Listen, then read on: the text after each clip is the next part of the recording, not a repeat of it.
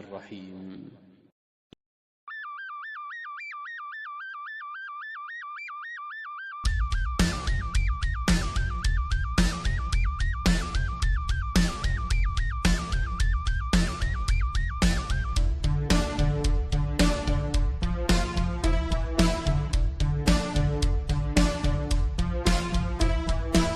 الله أكبر الله أكبر الله أكبر الله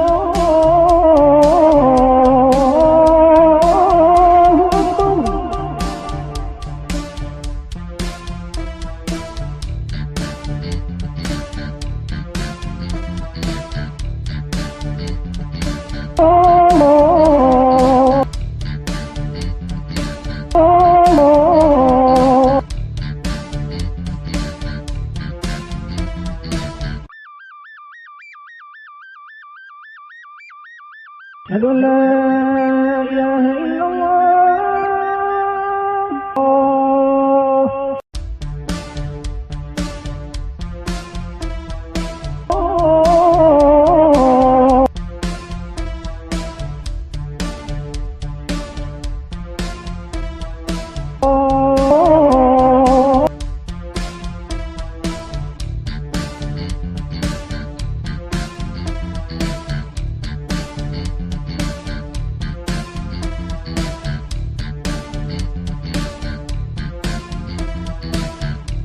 بسم الله الرحمن الرحيم.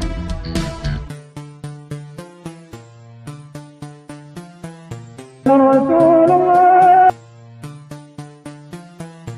رسول الله رسول أعوذ بالله من الشيطان الرجيم. بسم الله الرحمن الرحيم. الشيطان الرجيم. بسم الله الرحمن الرحيم.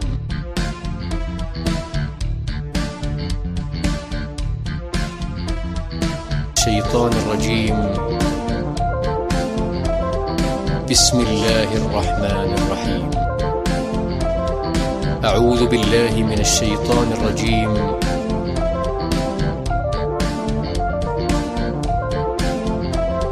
بسم الله الرحمن الرحيم.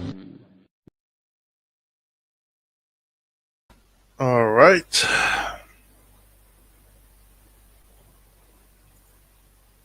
Famine in Gaza, the real problem is that it is a sick society. They are using children with genetic disorders to stage a famine. Look at this kid. His photo was published as a symbol of starvation in Gaza. But take a closer look. His mother is sitting right next to him. And guess what? She's not starving, not even close.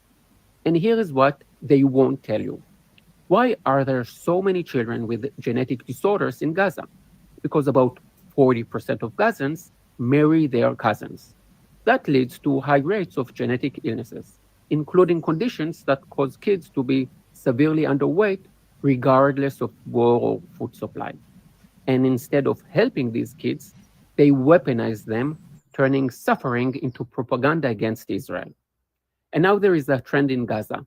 Parents feeding their kids sand, filming it, and posting it online. Think about that. In real famines, like in Sudan or Yemen, parents don't stage viral videos. They are too busy trying to survive. But Sudan and Yemen don't get the headlines. Why? Because you can't blame Jews for that hunger. And by the way, Gazans' accounts have literally taken photos of starving Yemenite children and claiming they were taken in Gaza.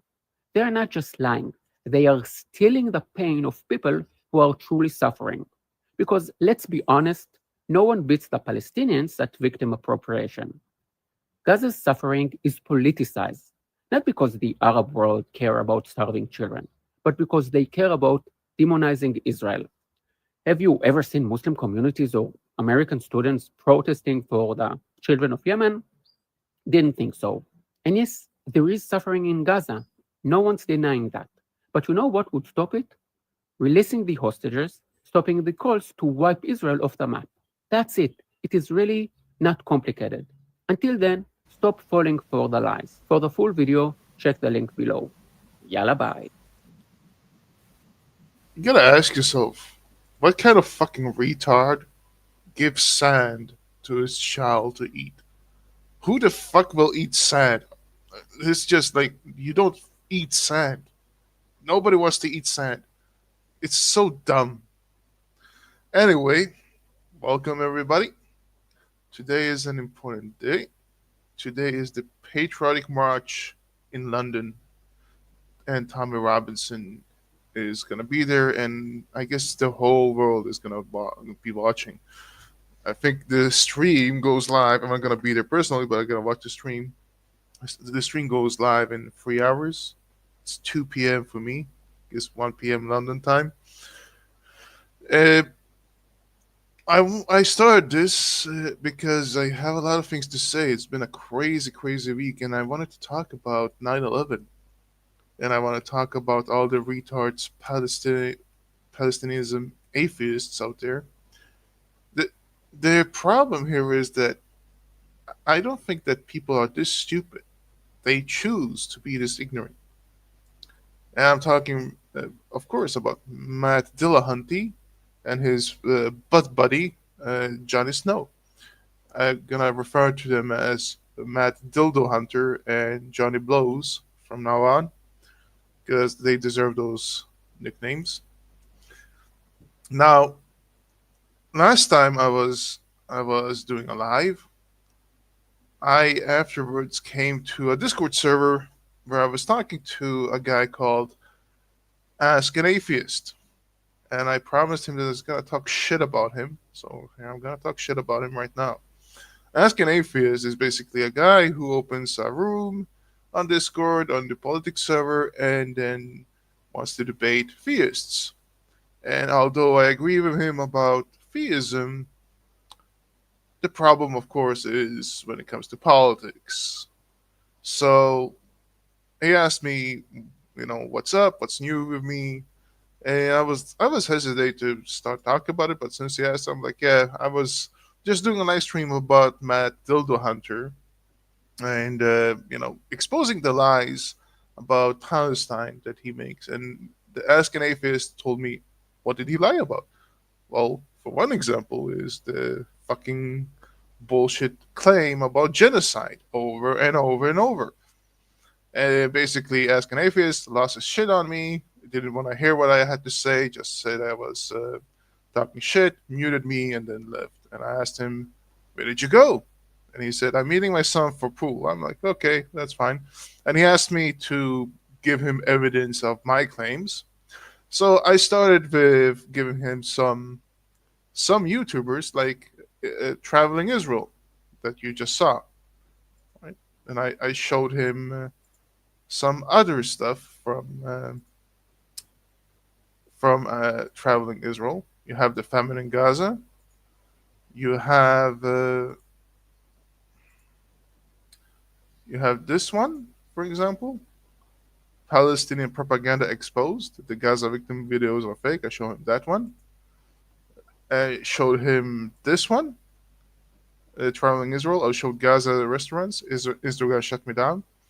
And then I showed him this website called Pallywood.com. And it's basically, showing him about what he is watching, because he claims that he saw those live streams going viral about the famine in Gaza and the genocide in Gaza. Right? And I told him that he's probably watching Pallywood and doesn't even know about it. And what is Pallywood? Pallywood, a portmanteau of Palestinian and Hollywood, is a coinage that has been used by some pro-Israeli media watchdog advocates, among others, to describe media manipulation, distortion, and outright fraud by the Palestinians and other Arabs, designed to win the public relation war against Israel. The incidence of Mohammed al-Dara tapes and the 2006 Lebanon war photographs controversy doubled Hizbul Hollywood, or Hezbollah Hollywood, are notable events which have been cited as examples. So, even for him, who is anti-Israel, perhaps if he goes into this website, doesn't really seem to be pro-Israel that much, but basically tries to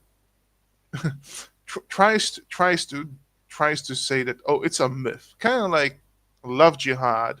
And people are going to talk about, well, love jihad, even though we have instances of love jihad, it's not really such a thing. It's just, it's just a conspiracy. So even this one would give him to kind of start to think, okay, there is such a thing as Palwood, even if it's taken out of proportion.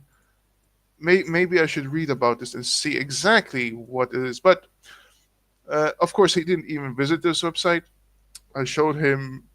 I showed him basically some instances of where I'm coming from, and I showed him my last live stream about Matt Dildohunter, and showed him exactly why I was talking about him and what he got wrong. Of course, he ignored all of that. Right. So I told him, I gave you the receipts. Now, where is all those videos that you were talking about? Where is your evidence for it? And his response is, every one of these videos is his opinion, like I said, right? None show what you claim. So he just dismissed them right off the bat. I told him, perhaps you should watch it before you start talk again. Show me those live stream. And again, he's like, oh, it's just his opinion. Oh, and by the way, I also showed him the article of Bild, the German newspaper, and he dismissed that as well as just opinions, right? So basically, he just goes on and on and on. I asked him questions, tough questions that all pro-Palestinians should ask themselves before they talk. Uh, these are good questions, actually. So let me see, people who are listening. Perhaps you can ask them yourself to your friends if they're Palestinian advocates, or if you are a Palestinian advocates listening, perhaps you can give me an answer to these questions. So the first question is: 2.1 million people in Gaza, 65K killed in a war that's been going on for 20 months. Where is the genocide? Two, how come the famine only affects some children that are declared having genetic diseases, but their parents and siblings are healthy? Exactly what the guy in the video was talking about, traveling Israel. Three, how come Israel gives aid to the population and the Hamas are stealing it? Four, why is there never talk about hostages and tunnels starving? And five, why are kids roaming free in a war zone? These are questions that everybody should ask themselves and perhaps think twice before they speak about this conflict, since they have no idea what the fuck they're saying. So, it goes on and on like that. And after a while, he finally, before he blocks me, shows me images of Al Jazeera claiming genocide. Right?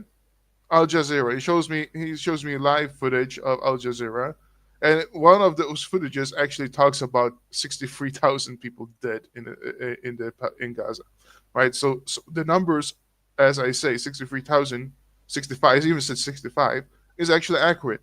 So how is the genocide when you have 2.1 million people living in this shithole? And who's making that shithole? Well, the Gazans, right? So all he gave me was Al Jazeera, right? And then he said something about, oh, every country in the UN says it's a genocide. I'm like, no, not every country does that. But even if they would, and all these things that you showed me is basically your opinion or their opinion. You said this is the funny thing. These guys like him, like Ask an Atheist and Matt Dildohunter, set up standards that they don't want to listen to, saying, oh, it's just an opinion piece. All of these things are opinion piece. They're not really facts. And then shows me Al Jazeera covering this shit and claiming genocide and not understanding that the same standard they set up make it a failure for them as well. It's just amazing how stupid some people are. The lack of critical thinking in the West and Muslim world is insane. Yeah, Well, that is basically what the lefties are all about. Hello, Dorian. Welcome. So, for anybody who wants to come and join, I'm gonna warn you. I'm gonna give you the link if you want to join and talk. But I have a lot of things to cover today, so I want to go through them, and I'm gonna be done in about 3 hours. It sounds like a long time, but for everything that I want to cover, it's gonna take some time. But you're welcome to come and join me, Dorian. Uh, so that was the first point I wanted to go through. I'm gonna go through Matt Dildohunter. I'm gonna go through Charlie Kirk a little bit because it's gonna be about Matt Dildohunter, he and his live stream when he's talking about Charlie Kirk. They're gonna go into Palestine as well, and then I'm gonna cover 9/11. But before that, I wanna cover the story about Iryna, who got murdered by a a mad guy for no reason. People don't really talk about that much right now. It's been a crazy week. A lot of things happened, but I want to go through it just a little bit. Hello, Dorian. Hello, Dorian.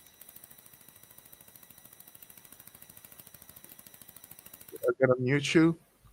You have some background noise, and I can't really hear you. So fix that. Please don't unmute yourself until you fix that background noise. Otherwise, I gotta have to move it on. Uh, Thank you. So yes. So here is I'm gonna show you. By the way, I've been blocked from Twitter or suspended from Twitter. So, but I have a new account, of course. This is what I say. My last account got suspended because I tweeted Palestinian terrorist under 18 equals child. Aisha at 6 mature. Palestinism equals trans. That was so hateful that I was I was suspended. Amazing. Uh, and here are some leftists talking about how happy they are about Charlie Kirk's murder. Here are the differences between the peaceful George Floyd protesters and the people who are mourning Charlie Kirk's death. Here are the people who want to join Free Palestine, but not a word about the Nigerian Christians. Is a beautiful picture of the Unholy Alliance with Greta Thunberg. This picture is actually beautiful, right? Of Iryna, Zarutska, and the devil wanting to stab her. Here is James Woods. For some reason, he goes into his politics, talking about or showing clips about all these people who label everybody as a fascist, and that's why these things happens. Ridwan Aydemir, a apostate prophet, talking about you know Muslims, just regular Muslims, being very very happy about Charlie Kirk's murder. There is Keir Starmer's Britain. There is more leftists being crazy.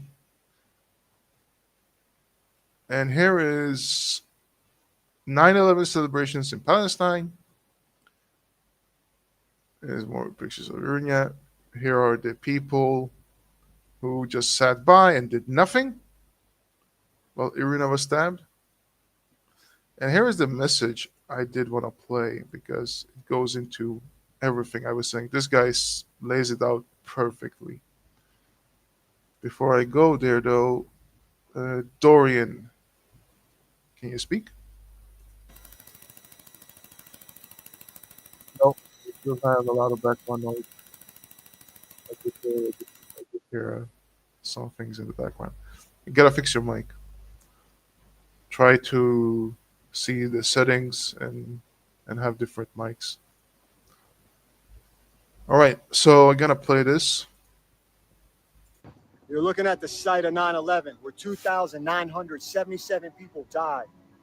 Some Palestinians cheered and danced in the streets. That's evil. On October 7 in Israel, innocent civilians were slaughtered, and you got cheering clips. Who paid to boost that content? Who made that content and posted it in the first place? Yesterday, an American patriot, hero, and family man, Charlie Kirk, was murdered, martyred.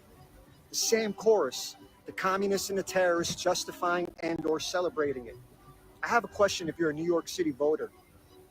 Is this the same groups of people who celebrated or justified 9/11, October 7th, and Charlie Kirk's assassination? Guess which mayor they will tell you to vote for. Do you get it yet? That was an appetizer, perhaps, of what could come. Save yourselves. So every time something major like this happened, like Charlie Kirk assassinated, I would even say that the murder of Iryna is a major event.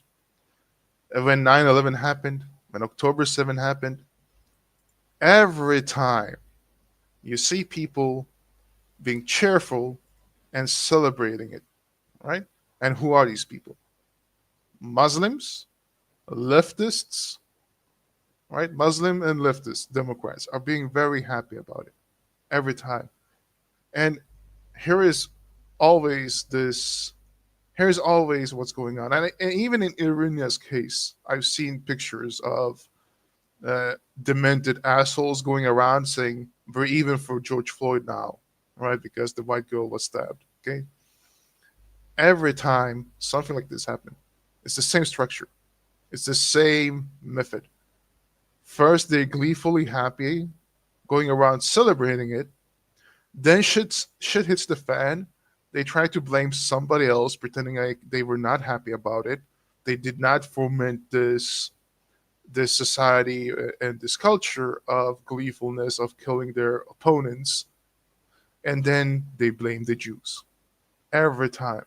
When it comes to 9/11 with Qatarson, it's been going on for 24 years. People are still on this 9/11 truth movement, and whether it be the Jews or somebody else inside job, it keeps going.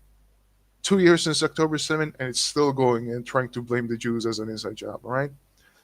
Now, Charlie Kirk, I mean, there's already been speculations about that being an inside job as well, or the Jews did it as well. However, with Iryna, of course, that hasn't happened yet. But I will tell you one thing about Iryna. It is the leftist mentality as well. It is very much the leftists who enabled the murder of Iryna. Not just because the guy was released from the hospital, released without bail, how many times? 14 times into society? No, just look at the reaction of these people, right? Sitting there doing nothing. If you have seen the videos, I'm not gonna go through them all, but basically, all of these people were black, did not a damn thing to help a white girl. They saw her getting stabbed. The guy went out, said that, "Oh, I got that white girl. She called me the N-word, and therefore, it's okay." She never called him the N-word, by the way. That's bullshit. She was sitting there minding her business. But all these black people didn't want to help. Okay? This is the leftist mentality of that's been instructed, implemented, imprinted into the black society, the black culture of America, dehumanizing white people as evil, and it's okay to kill them. Okay? And you know what? It's not just America, right? South Africa has the same problem, where they killed the white farmers. Was it Rwanda that had the white genocide in the 90s? This is a real thing that the left has fomented a race war.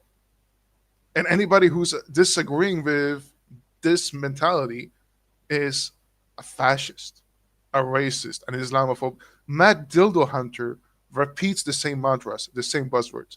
But here's the thing. Not every black guy or black person out there follows this shit and have brains of their own and say this is wrong. I've seen a lot of black people on YouTube actually saying this is wrong, right? They say that they condemn this murder. They are absolutely exposing what's going on. So this is not saying that, oh, black people are stupid or black people are inferior. No, no, no. This is about the culture, right? And guess what? A lot of white people are also into this culture and having suicidal empathy and thinking that, oh, they deserve to be killed because of their ancestors' past. Guess what? This girl is from Ukraine. Ukraine has zero to jack shit to do with the slavery of America, right? Ukrainians have been butchered by other white people as well, right? They have a lot of trauma themselves. She came to America to have a better life, right? And this guy, he didn't care none about that. He just saw white and thought it's okay to kill her. That is racist by the definition of the verb. Thinking that you can demonize somebody else by the skin color and just go for it, right? And saying that, oh, they deserve it just because they're white, and try to come up with bullshit reasons for it. And that's why all these people who are sitting there, right, who were black, didn't do anything, not even check up what happened, not even asking what happened, what did you know the guy? Well, nothing. Even the girl, if we go with the feminist leftists, right, would be like, hey, a guy is attacking a girl. Perhaps, something is not right here. I think the echo is from you. How can it be an echo? No, no. Never mind. I think I fixed it. Cool. Welcome. Thank you. Yeah. First of all, I think there both a correlation and a divergence, say from the Jewish experience from history and the black community in America to how to deal with being a victim of horrible circumstances.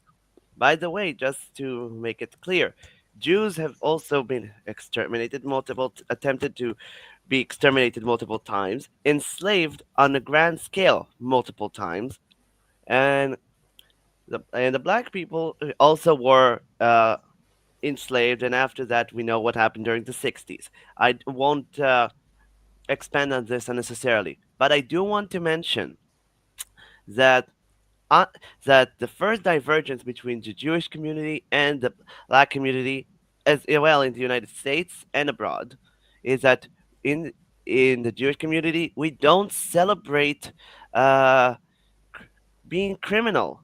If someone within our own is doing something wrong, we will not justify it. We will not explain it. We will not defend it. We will not celebrate it. We will condemn it full heartedly, and that is something that unfortunately the black community in America are doing the complete opposite. Uh, So here's the problem, right? Like, because it's not the black community, it's the black culture. So the it's a leftist dogma movement, and it's basically Black Lives Matter is nothing more than communism rebranded into racial struggle. So they target the black community to sell this narrative, right? And they want black people to pick it up.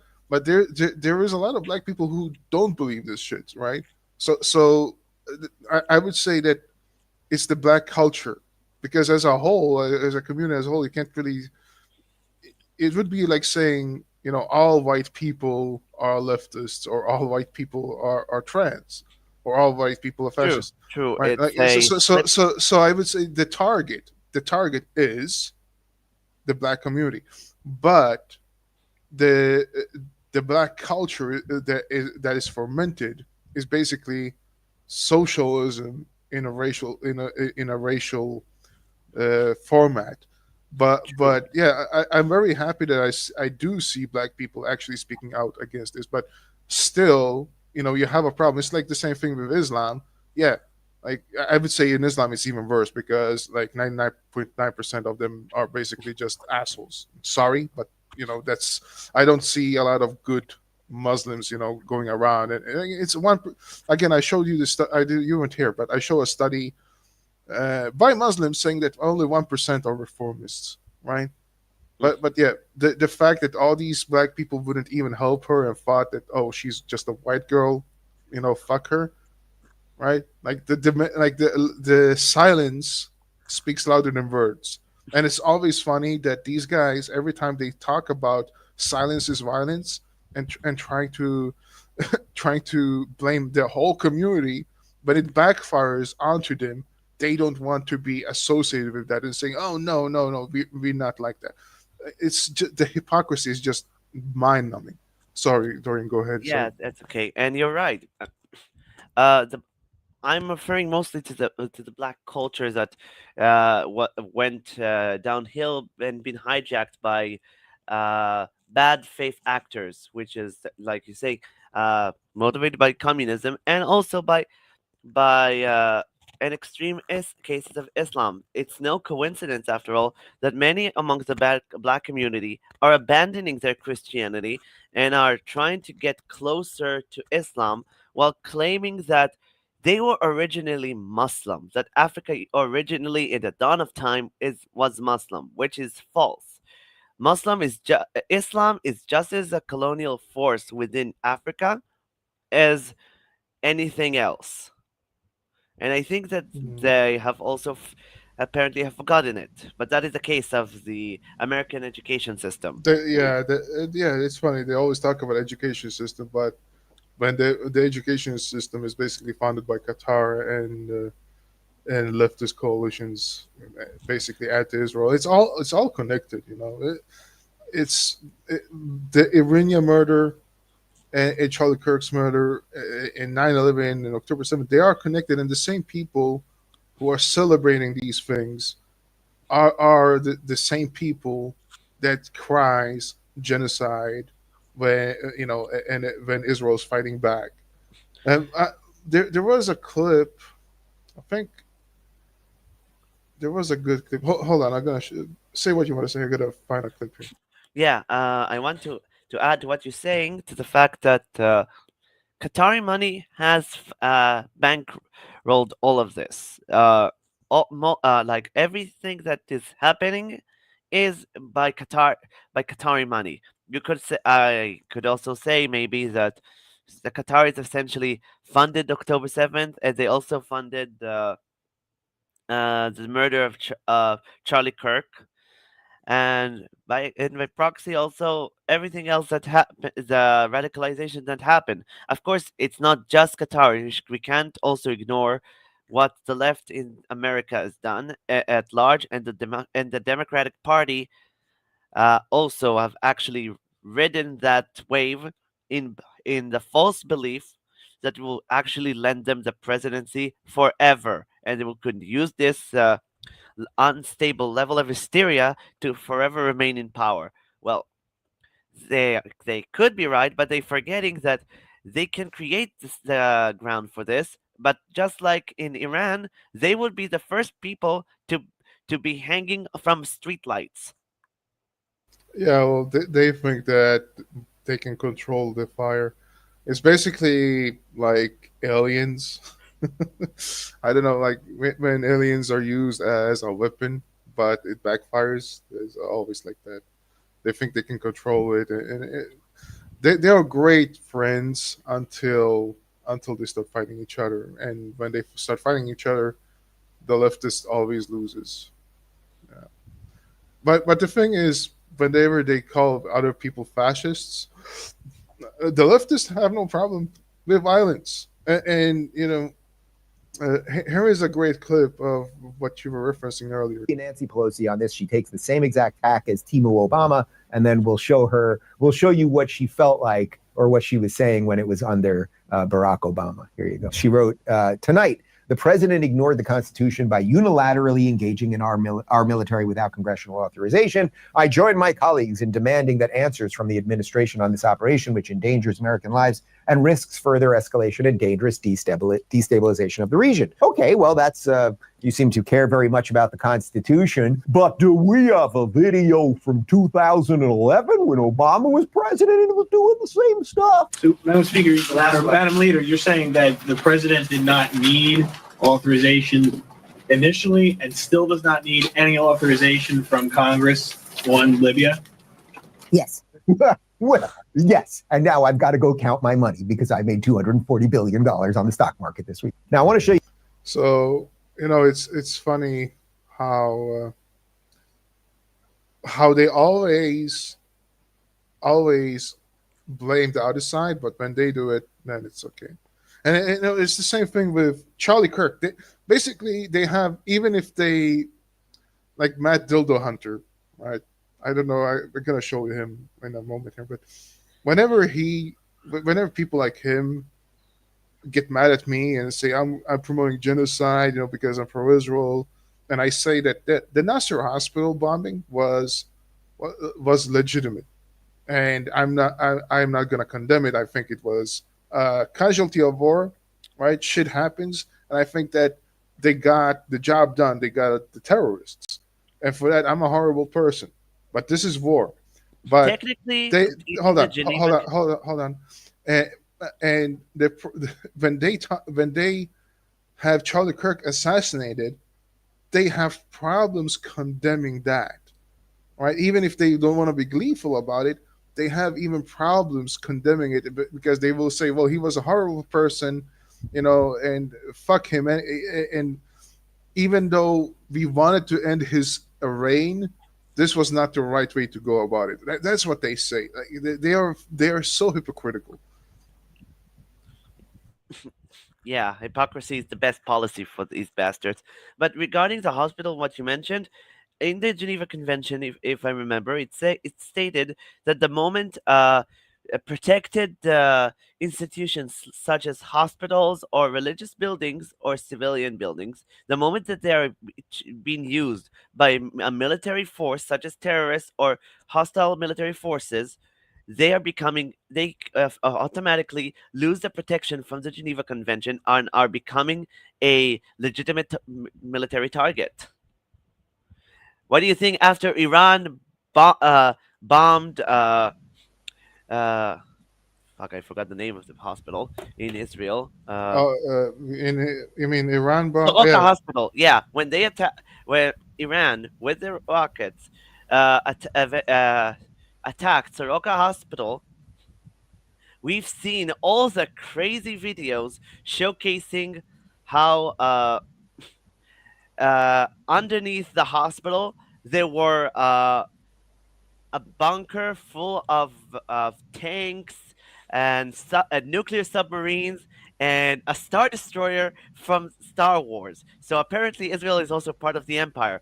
And by the way, they showed on the civilian buildings that they hit, it also contained weapons. And like in every living room, there was F-35. And like, I want to ask, where is my personal military jet, huh? Am I being ripped off by somebody? Yeah. I know it's just like a parody or like, I mean, if people actually believe this, I think they're just crazy, but.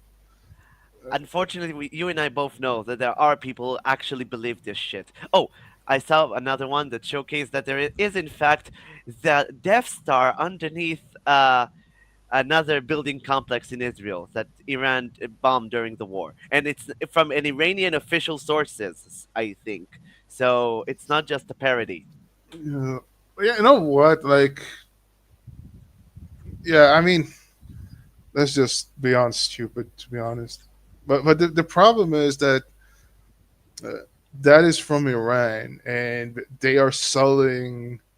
They're selling their propaganda to their viewers, and those people are that stupid to believe it. But in the West, it's more nuanced than that. For example, Tucker Carlson has a different way of going by it, right? Candace Owens have a different way of going by it. These lefties have a different way going by it as well. So the- they're they're the propaganda is depending on who's listening, basically. You know? Yeah. Unfortunately, they're also relying on the fact that people are too stupid to actually fact check. And unfortunately, they're right. Oh, even when they fact check, they don't want to, like the guy I was talking about, ask an atheist. I don't know his real name, his Discord name. He don't want to fact check. He doesn't want to look at the other side. He doesn't want to listen. And just like every time you explain one thing to these assholes, it's they can come. They say a claim, oh, genocide, and then you explain to them, well, this is not a genocide. This is war, and they start with, well, what about the famine? Okay, it's not a famine. Oh, what about the oppression of Palestinians? No, there was no oppression. The Palestinians. 1948. Yeah, okay, so 1948. All right, they started it. All right. Well, what about before that? Yeah, before that, it just goes on forever. And every time you start answering one point, they shift to the next one. Yeah, that is, I think, a definition of a gaslight. But by the way, regarding the whole claim for genocide in Gaza, I think people forgot that the ICC didn't actually give a conclusive verdict that says that Israel is committing genocide. I think people forgot that. The ICC, if I remember correctly, said that the uh, conditions in Gaza could technically, according to them, lead to it, but it's not conclusive. And right Yeah. now, ever since the Trump won the election, and also I think there was another election in South Africa. I think that the fuck, I forgot the name of it. Uh, the complaint of South Africa against the lawsuit of South Africa against Israel in regard to the whole genocide shtick has kind of died down because the new government is actually a coalition government which consists of parties that are pro-Israel and also pro-America, and they believe that the former government essentially took money from Iran and used that money to From file a lawsuit against Israel. from Qatar, not Iran. Hmm? Wasn't it from Qatar, not Iran? No. It was Iran who paid the South Africa. It was Iran. Are you sure? I thought it was Qatar. No, it was Iran. Iran also, you need to remember, Iran. Well, was it? No, wait. Wasn't it a handout from Qatar to the government, and after that they started the ICJ accusations? No, it was Iran who paid South Africa to do this. At the beginning of the much earlier in the war, Iran still had a lot of money because thanks to Joe Biden, who essentially freed a lot of Iranian money during his administration.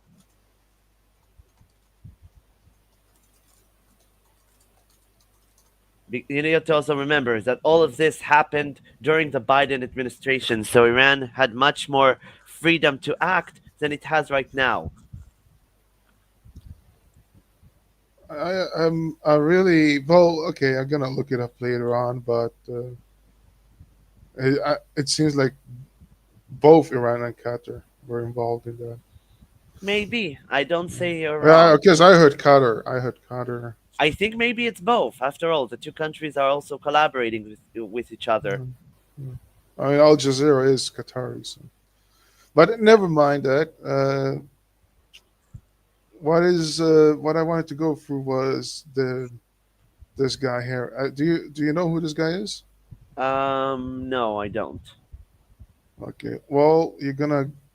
So, in the beginning here, I'm gonna skip the 18 minutes, but basically he goes through the same bullshit buzzwords as always, saying genocide, genocide, genocide, fascist, fascist, fascist, fascist, fascist, this genocide, blah blah blah. Okay. And then he's doing the false sequencing. Oh, Israel has the right to defend itself, but not really. So Jimmy Snow, so not Dildohunter, That's what I call him, and Jimmy Blows. Both are atheists, and they are very much woke left. Basically, their call-in show these days is nothing about atheism versus theism. It's basically just politics and leftist propaganda and lies. So I wanted to. You're gonna get your heart boiling, your blood boiling, heart rate's gonna spike. So hold on to your seat. Listen to Jimmy Snow here. Oh, let me get my mic on. I've got it's going to seem like it's not related, but it will be. A little history thing. I wonder, have you ever heard any of the following names? There was Jake Bird, Joe Ball, aka the Alligator Man, the Cleveland Torso Murderer, and Paul Jaworski. Have you heard any of those names? I don't think so.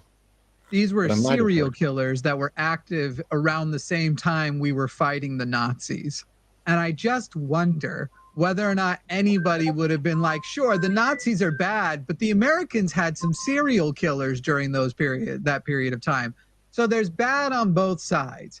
Yeah. I hate when the bad on both sides has nothing to do with addressing the point that even if there's bad on both sides, one of them's right, and it has nothing to do with the bad that's happening on that side. I think we all agree that the Americans were right against the Nazis. I hope we all agree on that. But we had serial killers at that time. So what moral high ground can Americans take over goddamn Nazis? Yeah, it's very frustrating because it's a dodge. You know, it's very obvious. When I was talking to my friend, and it was just a. So just for context, Dorian, because he has a point, but the funny thing is, it goes over their head that this is exactly what they're doing, and they try to equate Nazi Germany with Israel because Jimmy Snow is very much a pro-Philistine, right? So, yeah. So basically, he's saying that those few mass murderers in America is equal to the Palestinians. And when you say, if bad on both sides, this is Israel's excuse. Yeah, I get that. And look, we need to remember something. The end, despite what everybody thinks, the end goal is never Israel. Israel is like the first target, and the end goal is always will be the United States. The funny thing about Israel. Well, I mean, this is what Matt and Jimmy are advocating for. They don't like the current regime in America. They are fomenting basically a civil war and fomenting the thought process of assassinations from the left towards people like what's his name again? Sorry, Kirk, Charlie Kirk, right? So they are okay with the violence against their opposition, and the thing is when he compares it with Nazis, he doesn't understand that Gaza and Hamas have everything to do with the Nazis. Palestinism is a Nazi movement. He doesn't get that, and he's doing the fault on both sides. Yeah, that's exactly what people are trying to say when they smear Israel with genocide and give stupid bullshit points of one soldier doing something bad in a war. Yes. By the way, even though the Arab Muslims who hate Israel are usually hating Israel largely because of the fact that we are Jewish, that Israel is Jewish. I think I wanted to say is that Israel essentially has two original sins. Number one, being a Jewish country. Number two, being an ally of the U.S. These are the two major sins that have made the entire world want to condemn and to destroy Israel. And that goes to show that in their mind, Israel might be the first on the chopping block, but it's obvious to them that America should not be far behind. Well, okay, so he's gonna go with the stupid thing again. Also, there are those idiots here in Israel that think that oh no, we need to ensure that Israel will still have a friendly relationship with the Democratic Party. We mustn't lose contact with them. And like people that we didn't abandon the Democratic Party.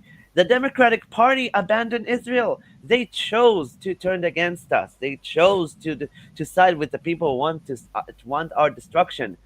We should view the Democratic Party, specifically their leadership, as are people like Zohan Mandani or AOC or Ian Omar or I know they used to be called the Squad, but I know some of them are no longer have a seat in Congress, and I just call them the litany of bitches. But still, I think you get the point. The thing is, the Democrat. I don't know if you heard this before, but the fact that Israel had all the Democrats and all the lefties. I mean, Democrats and lefties are not interchangeable with each other, but they have a lot of similarities. But when Israel was newly formed, they had the backing of all these democratic, very much socialistic, people behind them because they felt guilty about Nazi Germany and they saw Israel as the little guy defending themselves. So they were like, yeah, okay, we have, against a larger enemy. But then fish face Arafat, I call him fish face Arafat, basically constructed this scheme of Palestinians being the actual minority and the little guys against the bigger enemy, Israel, and that sold like wildfire, right? That seed was implemented into everybody's mind as, oh, the Palestinians now are the ones who are the minority, the little guy fighting back. I even hear people not even talking about Hamas anymore as a terrorist organization, but a resistance force, right? Even from these atheist leftists. Yeah, you're right. And the thing is that we need to understand is that from the Democrats and not exactly the Democrats, I'm speaking more right now about the leftists, both in Europe and in the United States. I think we have essentially lost their support when Israel decided to stop trying to implement socialism so hard because, as we've seen, these lefty, quote unquote, liberal professors and educated people, quote unquote, exclamation mark, have essentially, I think, also blame Israel for stopping being ditching the socialist experiment, maybe. I think there is some truth to that as well. Yeah, I mean, it is a socialist, but it's more than that. It's basically the whole mindset of Israel being a colonialist state, right? That's where it stems from a lot. Came a bit later, but yeah, because before the conception, everybody knew that the Jews came from this area. Nobody forgot the history. They just didn't want to do anything about it. No, I think a lot of people forgot the history because of the Palestinism that was spread. And so people begin to believe the myth of Arabs were the indigenous people. In the end of the day, the Palestinians have only one real weapon left, and it's not the terrorists, it's not their rockets or guns, and it's not even the fact that they're still holding hostages in Gaza. It's the internet, the social media. It's the only thing that these people that the terrorists have left, and we need to figure out how to dismantle their hold over the internet, because we don't have time for this. That is like that's the problem. I mean, basically they have been a lot of times that I guess, one thing I don't like with what's his name, Elon Musk, is that he allows so much Palestinism to flood Twitter, but he's basically giving back the voice of people who were previously censored. So now the leftists are crazy about it. That's why they see that when they try to smear with the propaganda, it doesn't work. So that's why they start with assassinations and going around and wanting to globalize the Intifada, which would include a civil war in America and the rest of the West as well. Yeah, unfortunately, a civil war, I don't see how it is avoidable today. Avoidable now. Also, today, isn't there massive protests in the UK today? Yes, yes. It starts in about 2 hours. I see. Yeah. But yeah, but regarding Elon Musk, we also need to remember he also, thanks to his uncompromising on free speech, it also allowed pro-Israelis to actually once again operate freely in Twitter, Yes, because yes. if But you're at the same time, again, the mass the mass reports of the Palestinians, right? Like the efforts of a lot of people I know, like they say they've been targeted a lot of times by these people, and from the lefties as well, right? So it's the algorithm and the bots that are working on Twitter. They pick these things up, and I guess the good thing is that you can create a new account very easily now, but still, it's not as bad it was with Jack Dorsey when it was basically a leftist utopia, but it still has a long way to go. And I think Elon Musk should do something about uh, the the Palestinism the Palestinism movement on Twitter because it is very toxic. debatable, doubtful, but we will have to see what will happen. We first need to see the aftermath of what happened with the murder of Charlie Kirk first. After that, I think we could see where things will turn next, because I doubt that even Elon Musk can stomach all the celebration on X regarding No, the but murder. there is no celebration on X. It's on Blue Sky. The celebration on X is minuscule, and it's basically no. It's a good thing that if they come up and they actually celebrate it, because then you can show everybody who these people are. If they're that stupid, but uh, this is the thing. If you, it seems like the left wants to say that the right wants to limit free speech, but honestly, I see it from the other lens. I mean, I see the censorship from the left much more radically than from the right. And every time they try to smear somebody like Donald Trump saying that he is shutting people down, I don't see that. I just seen Donald Trump being able to beat them at their own game, and they hate him for it. That's what I see. Anyway, so I wanted to go through some of these things that Matt Dildohunter and Jimmy Snow said last about Jimmy Kirk. Are Seriously, you, what a name! I mean, I also heard another account for something with dildos, who is he and his that's boyfriend him? are both jihadis, and I don't see how Oh that works no, that's not him. exactly. No, no. So you know what's funny about this guy? He left the debate against Andrew Wilson, and I don't like Andrew Wilson, but he schooled. He made Matt leave the debate because they were talking about trans. So uh, basically, Andrew Wilson told Matt to, because he's dating a trans guy, a trans woman, and Andrew told Matt, say hi to your boyfriend for me. I thought it was amazing and hilarious. But that's that like the guy who is a champion of freedom of speech, allegedly Matt, who goes and debates, doesn't want to talk to his opponent because he's too much to stomach, because he's talking about trans, a position that is too controversial for Matt to handle, so he leaves the debate. That's amazing. This guy's not a jihadi, but he's basically an asshole and and his Jimmy Snow is pro Palestine. I would call him a jihadi. or At this soft point, what's the jihadi. difference? Yeah, soft jihad. Yeah, they're leftists, right? Like, you will listen to this, and you will see.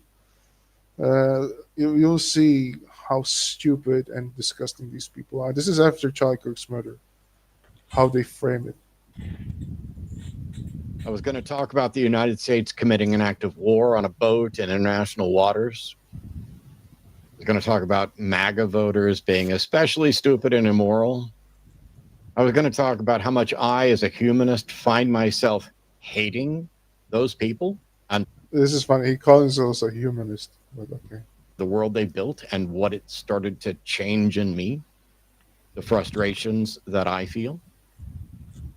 I was going to talk about how I can't and won't advocate for violence, but I find it increasingly difficult to speak out against violence, and I hate that this world has moved me in that direction at all.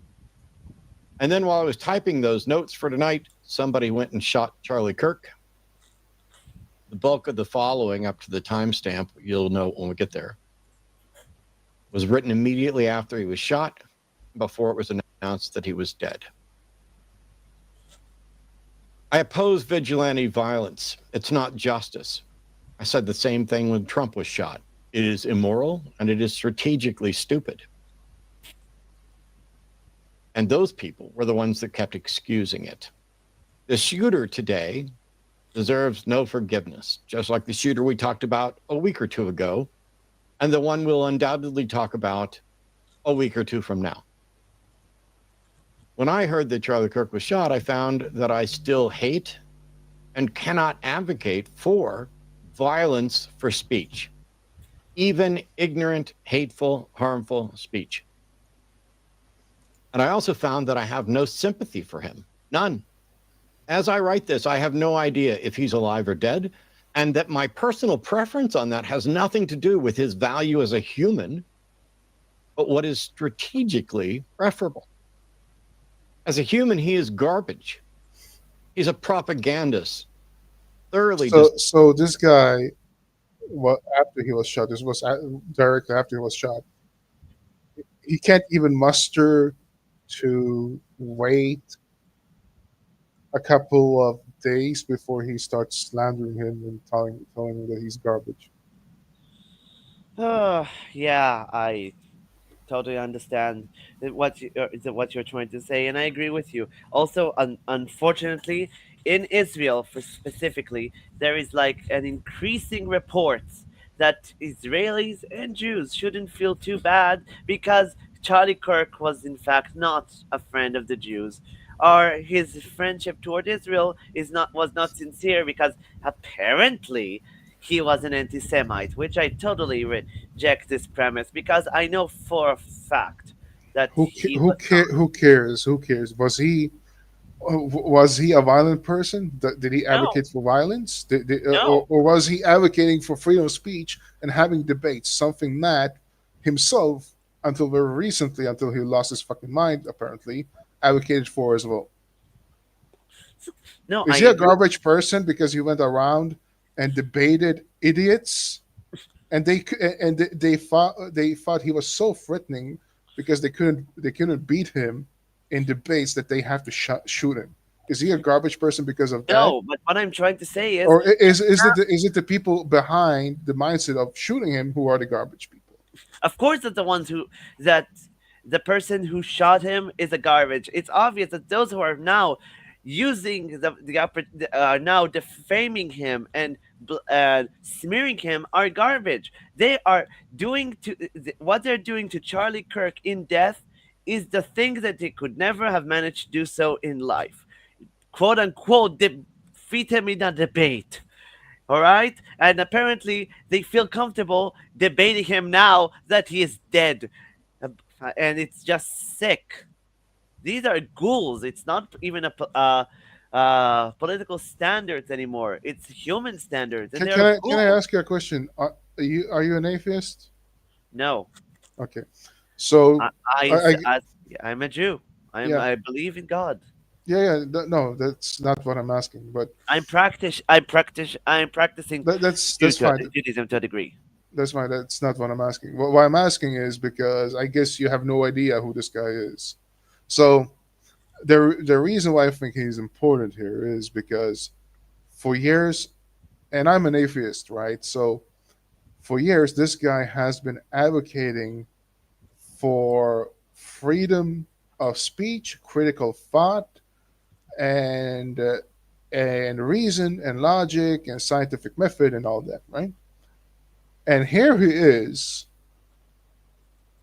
abandoning all of it just because he hates Trump and because he wants a socialist America, basically, right? He hates all, like he goes against all his principles he stood for, selling it out because and basically just uh, allowing his voice to be heard for the Palestinian cause, for the leftist cause, for Antifa, for all these, and he's using the same buzzwords as them.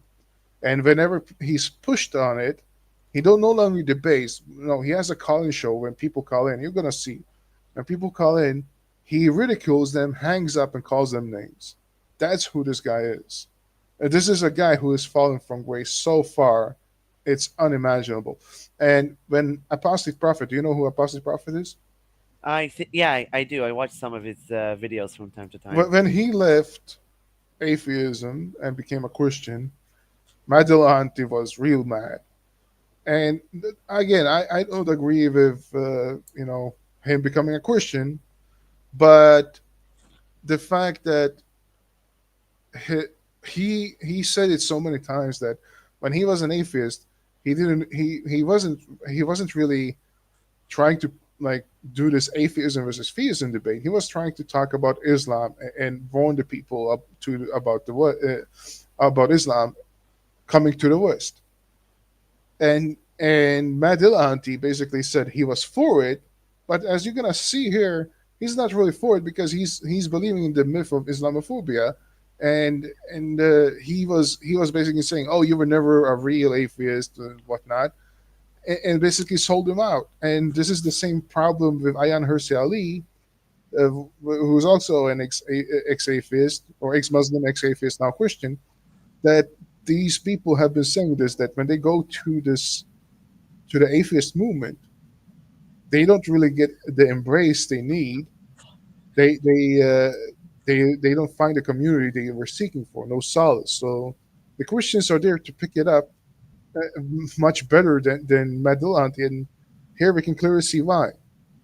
So that's why I'm asking, like, because this guy is somebody who's supposed to be, he's an important figure in a sense that, and he's saying these wild things. It's just disgusting.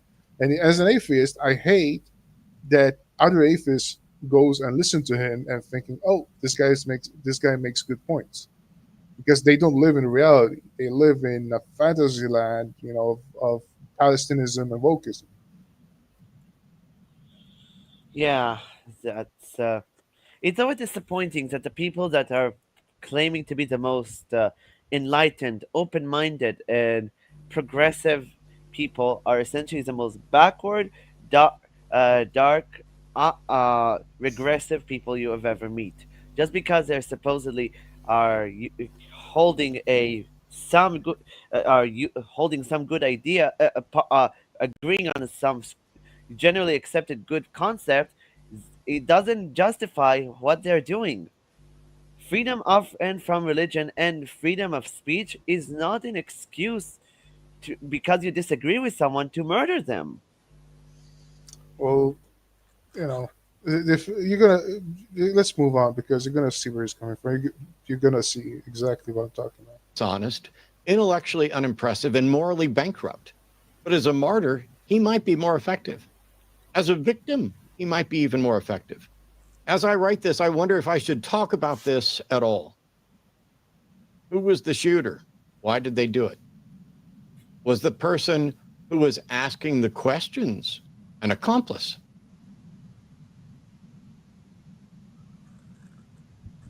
Soon there'll be talk about false flags and motives and what is justified and what isn't. It wasn't justified, but I have no sympathy left for him. It wasn't justified, but every time they say, "Oh, I'm not a racist," but I don't believe, but yeah, It's not justified, but why do you even need to say that? I don't get it. I heard in the past, I was taught that everything that you say before the word but is worthless. So Yeah. essentially, all that monologue that we've heard, we could have just skipped straight to the but and then listened to everything that and to all the shit he was going to pour out of it later. Yep. The audio I heard of the event has someone asking him a question, asking if he knows. Okay. I'm gonna skip forward a little bit because it's just a monologue. It goes nowhere. I think I proved my point on that one. I mean, I'm not gonna sit here for 4 hours because if, like last time I did a live, I responded to a 20-minute clip from this guy, from these two assholes, and it lasted like 2 or 3 hours, maybe four. I don't know. I was here, yeah, I think 3.5 hours to respond to every single thing. I'm not gonna do that again, especially now it's 4 hours. So here is the actual show starting. The nucleus of an organization of. Mostly in the comments, there was agreement. It's going to make something. 4 children were injured. Everybody. Eventually, I got the video from another angle that was closer up, and to put, somewhat bluntly, Charlie Kirk was never aware he died. For anybody who's seen the, we were told for a long time, or we waited a long time. He's in critical care, whatever. If you see the close-up video, he is dead before he slumps away. I've not seen any of the video. The only clip I ever saw was they showed someone asking him the question, how many mass shootings, and smugly picked up his mic and was like, counting or not counting. Oh, so now he's smirking. Like they have to even say that he was smirking about it. He was like, these two guys, they're smirking all the time. It's just amazing that they don't see it themselves, like what they are. I'm surprised they're not stroking their mustaches, like a Bond villain with the mustache. I mean, they have mustache. They could have, I think, if they would groom it a bit, I think. Yeah, I don't think they do that, but they have a smirk on their face every time they talk. You're gonna see. Counting gang violence, and then they cut the video, and all you heard was the shot. So I haven't seen it. The video, so even the first video that was going viral, you couldn't actually make it out because the side he's shot on the neck is his left side. This is from the right.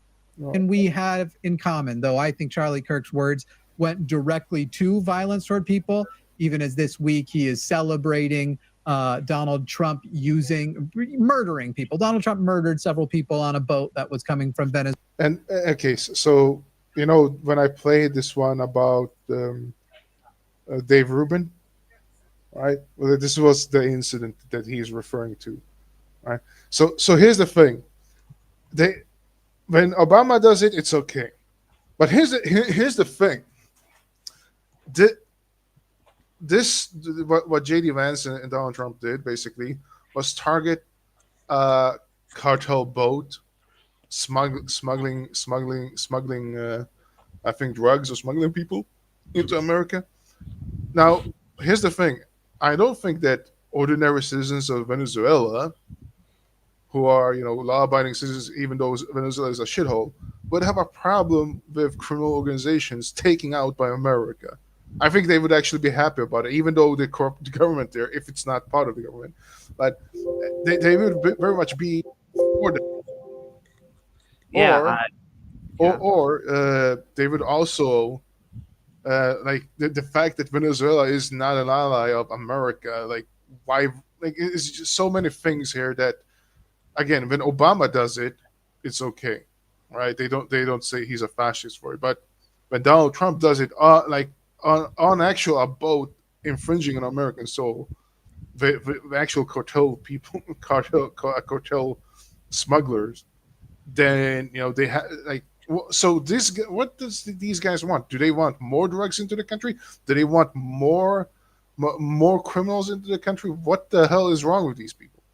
They simply want power. They want to feel that they were right. But the problem is that in order for them to be right, reality has to be wrong, and they're willing to twist reality to make it so. And by the way, regarding to Obama, I think we need to remember, Obama blew up constant military targets, an American citizen, if I remember. And I think his joke is that he got so many Nobel Peace Prizes for two things: bombing the Middle East and being black.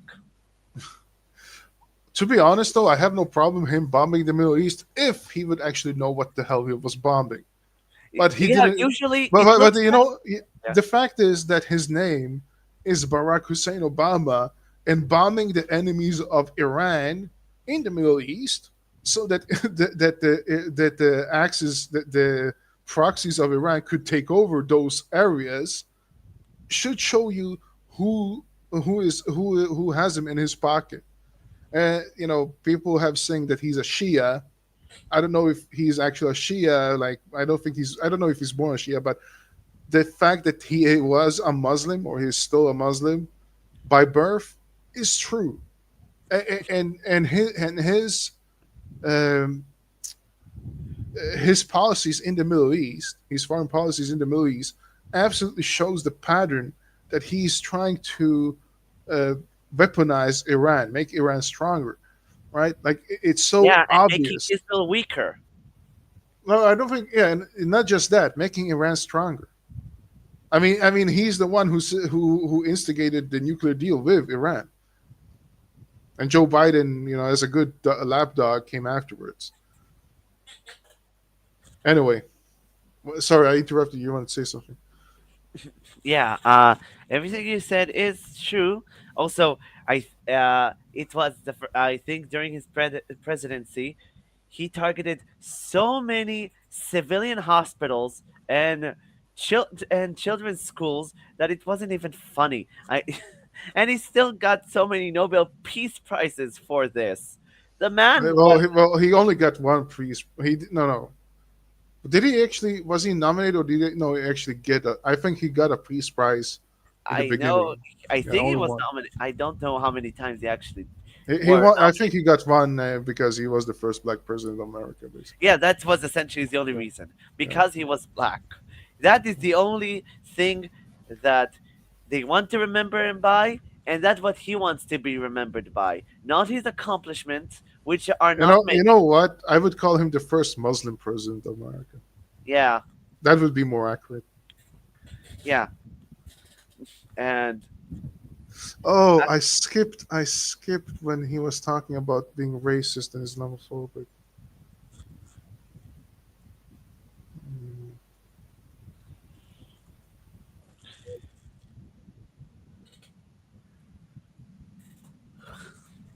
They won't call it socialism. People who couldn't figure out why they needed to study in science class, history class, math class, or any other class are now doing their own research and ignoring the data. Funny coming from you.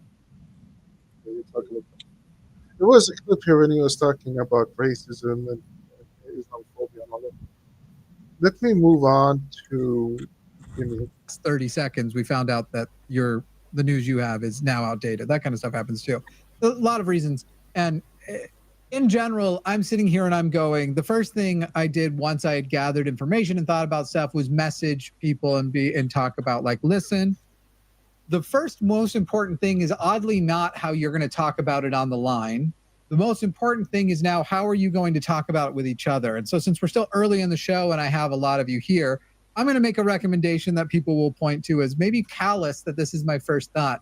But if you are talking about it, and certainly I'm not going to police how you feel about it, because there are going to be people who are part of a targeted group who were losing their lives in literal ways and more figurative ways, people's lives. Who were losing lives because of Charlie Kirk's speech?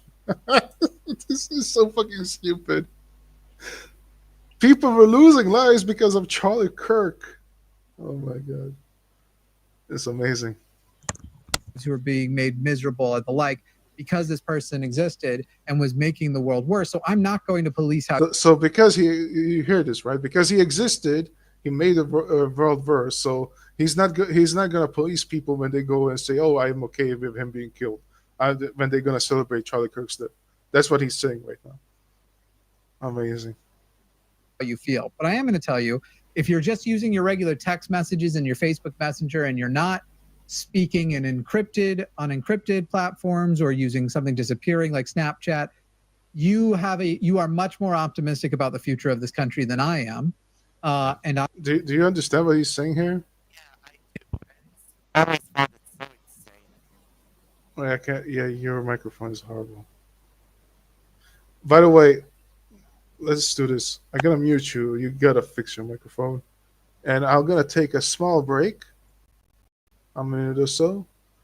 I'll be back in a couple of minutes. While I'm gone. All right, then cool. By the way, all I said is, oh, the poor trans people who are killing themselves. I'll hold the thought because I need to take a small break. All right. So hold your thought. Listen to some music while I'm gone. All right. I am Dr. Zakir Naik and I drink camel's urine.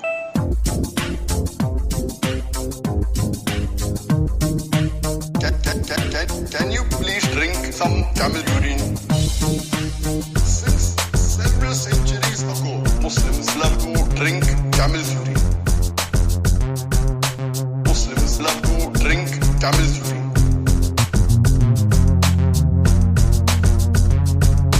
Muslims love to drink camel's urine. What's the explanation? Hadith in Sahih Bukhari, volume 7, number 5686. What's the explanation? Quran. Alhamdulillah, highest in the glorious Quran, and I am disappointed that Muslims, they put science and logic higher than the Quran. Muslims, they put science and logic higher than the Quran. I am Dr. Zakir Naik and I drink camel's urine. Please drink some camel urine. One of my fans said, Dr. Zakir, I was a great fan of yours, but now I read that you believe in hadith. The Prophet said, Alhamdulillah, how could you believe? The Prophet said, Alhamdulillah, such illogical things. Did the Prophet, peace be upon him, order Muslims to drink camel's urine? If yes, I'm no longer a fan.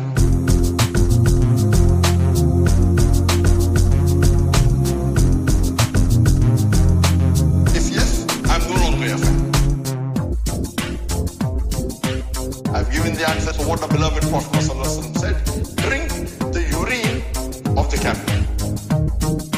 The Quran. Okay, I'm back. Sorry about that.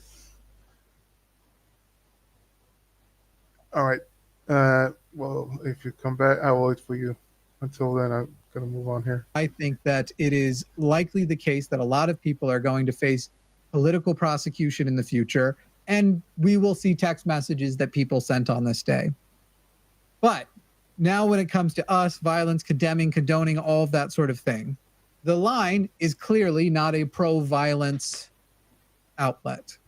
We are a communication outlet. It's not. In a way, really? You could argue that that's something Charlie Kirk and we have in common, though I think Charlie Kirk's words went directly to violence toward people, even as this week. This is so stupid. Yeah. I mean, I think, what's his name?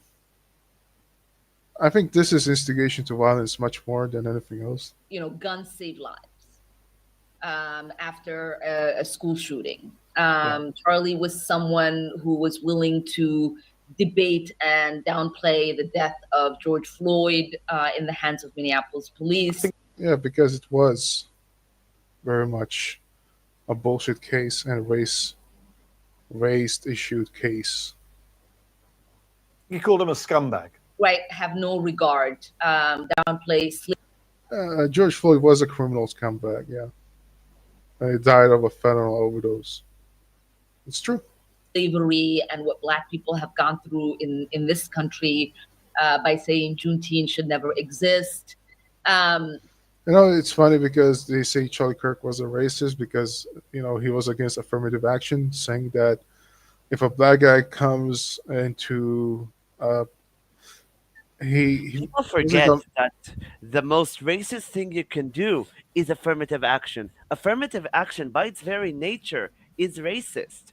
yeah, yeah. I mean, I can understand in America that they have this idea of why they need it, but here's the thing: Charlie Kirk made a great point. All right, when he said that if you have somebody in the Air Force, a pilot, who became a pilot just because he was black, but he didn't have the credentials, that doesn't make him feel safe.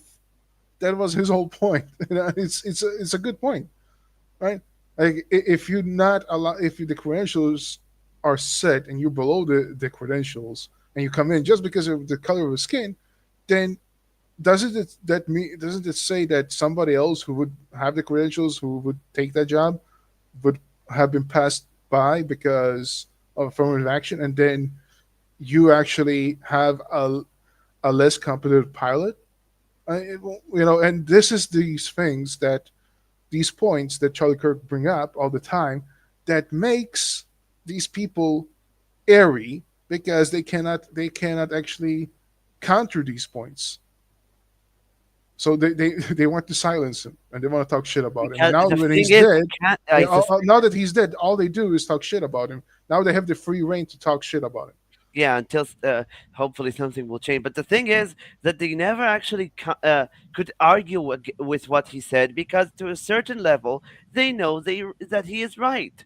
But that they would never say this because if they do, they will essentially prove themselves to be hypocrites for years, condemning people for saying this exact same thing that they believe in. Look at, for instance, on Joe on older videos of both Joe Biden and Barack Obama and many others from the Democratic Party on these subjects years ago, and you will find that most of them are saying the exact same things that Charlie Kirk and Donald Trump and many others are also saying.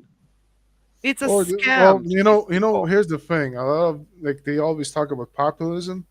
Whenever it's in fashion, a lot of people, say one thing they wanna ride a wave and capitalize on the moment. But that is basically what a lot of the politicians are actually doing. I know I saw a clip of Hillary Clinton. She was in the 90s against gay marriage. And then when it was time for her, when it was in the moment that, gay marriage was now accepted, uh, when she was about to become, president against Donald Trump, then she changed the stance Thank completely. God she didn't want the Yeah, but presidency. she changed it. She changed her stance completely and said no, gay marriage should be allowed now, right? So that's a populist take on things. So this is what I'm talking about when they change their views. They don't really have a formal base to stand upon other than they just want power. Right now their only actual stance right now is simply hating Trump and saying like everything bad in the world is because of Trump. By the way, during the last election, did Kamala Harris actually even had a coherent message or position, or she flipped from state to state? I have no idea. The thing is, I have no idea about her. She came in too late, and the damage was done because the Democrats and everybody behind him was saying that Joe Biden was not ill and he was doing a great job, and everybody was mocking him for being a zombie. But and then basically from one day to the next, A everybody hair sniffing child hold on, molesting Dorian. child. Yeah, you get the point. No, I wanted to make this point. All right. Yeah, no, from one day to the next, everybody saw that that the Democrats shifted their position of saying that he was well and he was not ill to, well, he had problems, we all knew it, and therefore it was time for him to go. right? They saw that they were lying about this. They saw that it was so obvious in everybody's face how they shifted their stance and what kind of hypocrite morons they were, and they tried to lie to the public. So when Kamala Harris was installed as the next one, the damage was already done. Nobody trusted them anymore.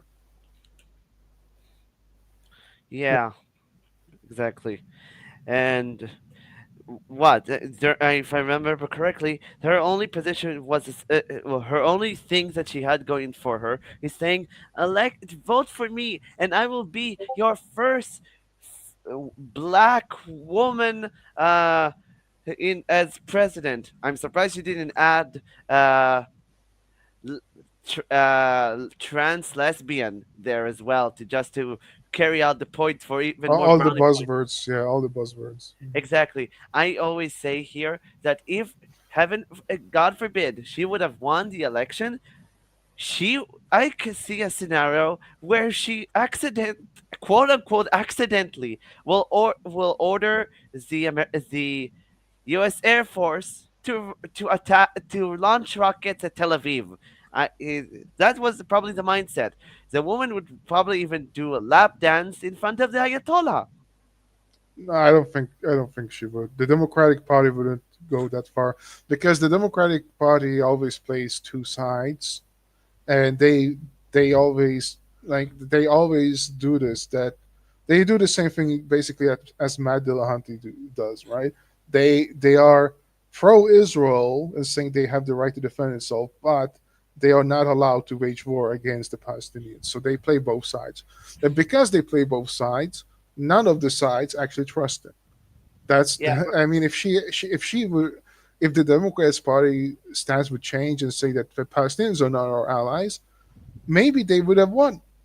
But that would be a catastrophe for America because they have nothing to gain from being allies with Palestinians, all right, Gazans or the West Bank. They have nothing to gain, and they have a lot of things to lose. So think of the double game the Democrats play is not a suitable thing for them.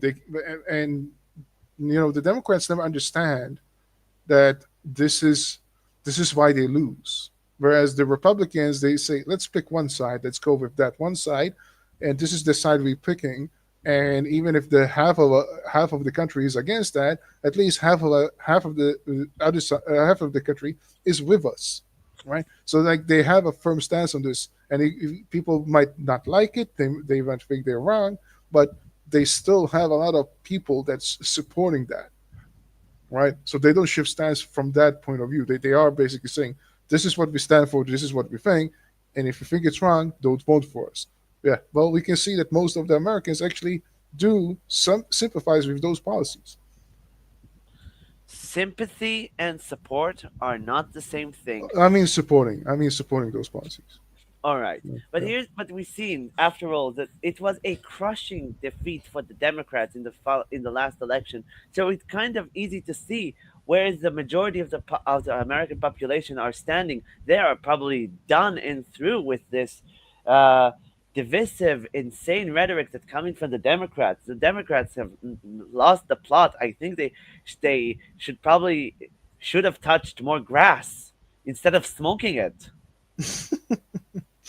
Yeah, that's a good. Yeah. Okay, so since Jimmy here was talking about instigation of violence, let's see here from what's his name again? James Woods, the actor. This is actually a good clip, a good collage of clips. Let me ask you tonight, do you think Donald Trump is a fascist? Yes, I do. This is what kicking the shit out of fascism looks like. Try to prevent the spread of the lawlessness and the fascist chaos that's been unleashed against us. So when we say Donald Trump is a fascist, fascism, a huge component of fascism is uniting racism, bigotry, a form of racist nationalism. We are now living in a fascist dictatorship. We are worried about potential rise of fascism in this country. We're worried about our democracy falling to an authoritarian and potentially fascist form of government. Not only to roll over to Donald Trump's will, but to roll over our democracy and allow him to take over this country as a fascist dictator. When fascism isn't just coming, it's already here. The former chairman of the Joint Chiefs of Staff, Mark Milley, said, "No one has ever been more dangerous to this country than Donald Trump, and he is a fascist to his core."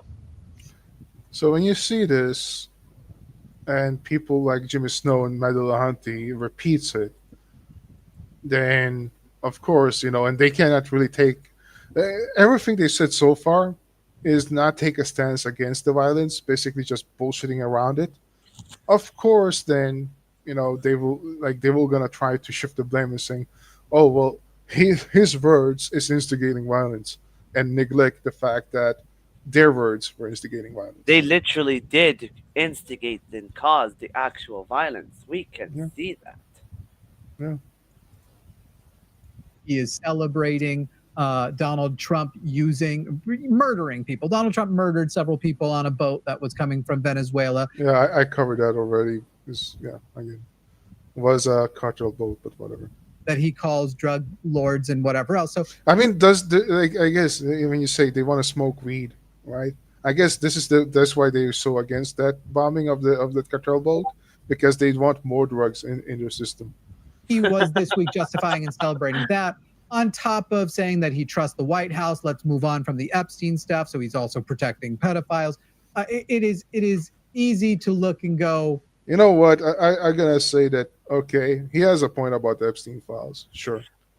Yeah, but the thing is, are we talking about people calling each other fascists and killing each other, or we're talking about the Epstein files? By the way, they're great at muddying the waters and shifting topics.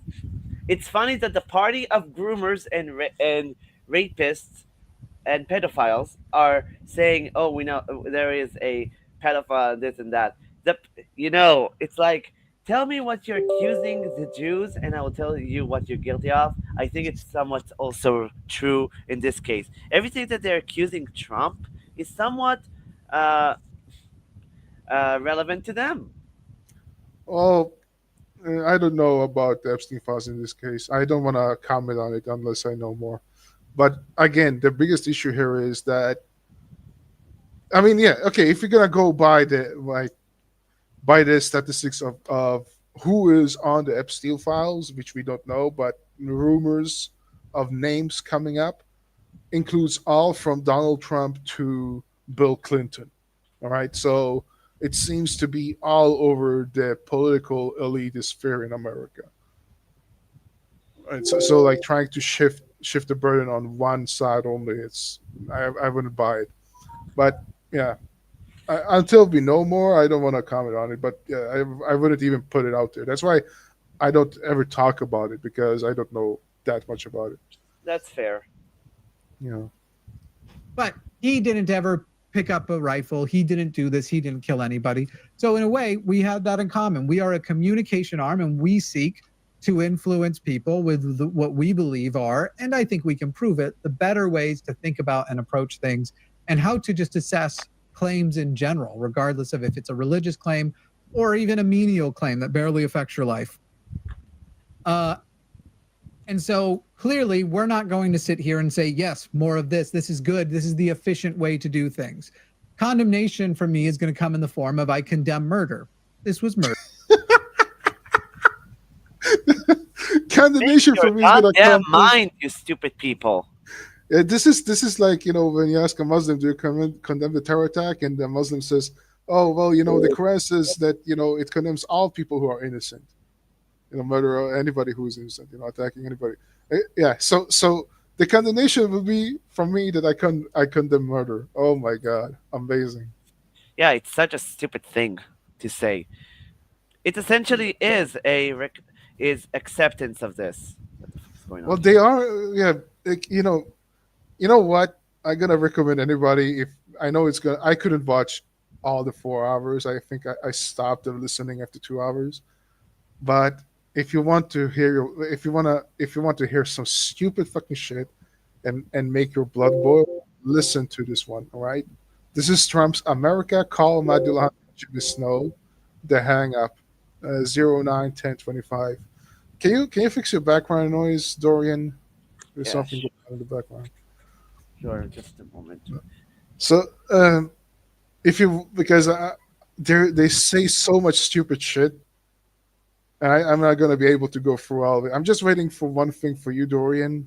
Where Jimmy is going to get there I hope very soon. I was lagging for a moment, but now I'm back. Yeah, everything is fine on my end. I'm just waiting for him to say one statement. I want you to react to it. Sounds like they have the suspect in custody, and I suspect, and I'm not going to march for the release of that guy. I'm not going to suggest a future Democrat president pardon whoever Again, committed he's just the doing murder. the because that- whataboutism and shifting the burden and trying to talk about the what I call it again, the January 6th. Yeah, they want to talk about January 6th all the time. Whenever this there's been all over. Piers Morgan, like all these lefties, always January 6th. will be the way the judicial system works. And regardless of how relieved I am that the evil Charlie Kirk specifically was spreading is likely to be curbed. Did you hear that? I think so. Can you? But I might have misheard it. But can you please He's do it also again? protecting pedophiles. It is easy to look and go, but he didn't ever pick up a rifle. He didn't do this. He didn't kill anybody. So in a way, we have that in common. We are a communication arm, and we seek to influence people with what we believe are, and I think we can prove it, the better ways to think about and approach things, and how to just assess claims and. Well, I mean, you guys hang up on people. Oh my Charlie God. Kirk actually talks with people, and now he got literally talks to assassinated by it. And Yeah, you no, no. they essentially were part of the people who radicalized people to thinking that essentially words are No. violent. It's worse than that. Listen, it's worse than that. Charlie Kirk, he encourages debates. These guys don't even want to debate. They have a call-in show where they ridicule people, hang up, and and tell them to go fuck themselves, right? And they think they are a moral high ground. But hold on. Listen to what he says next. All right, very important. Listen to what he says. General, regardless of if it's a religious claim or even a menial claim that barely affects your life.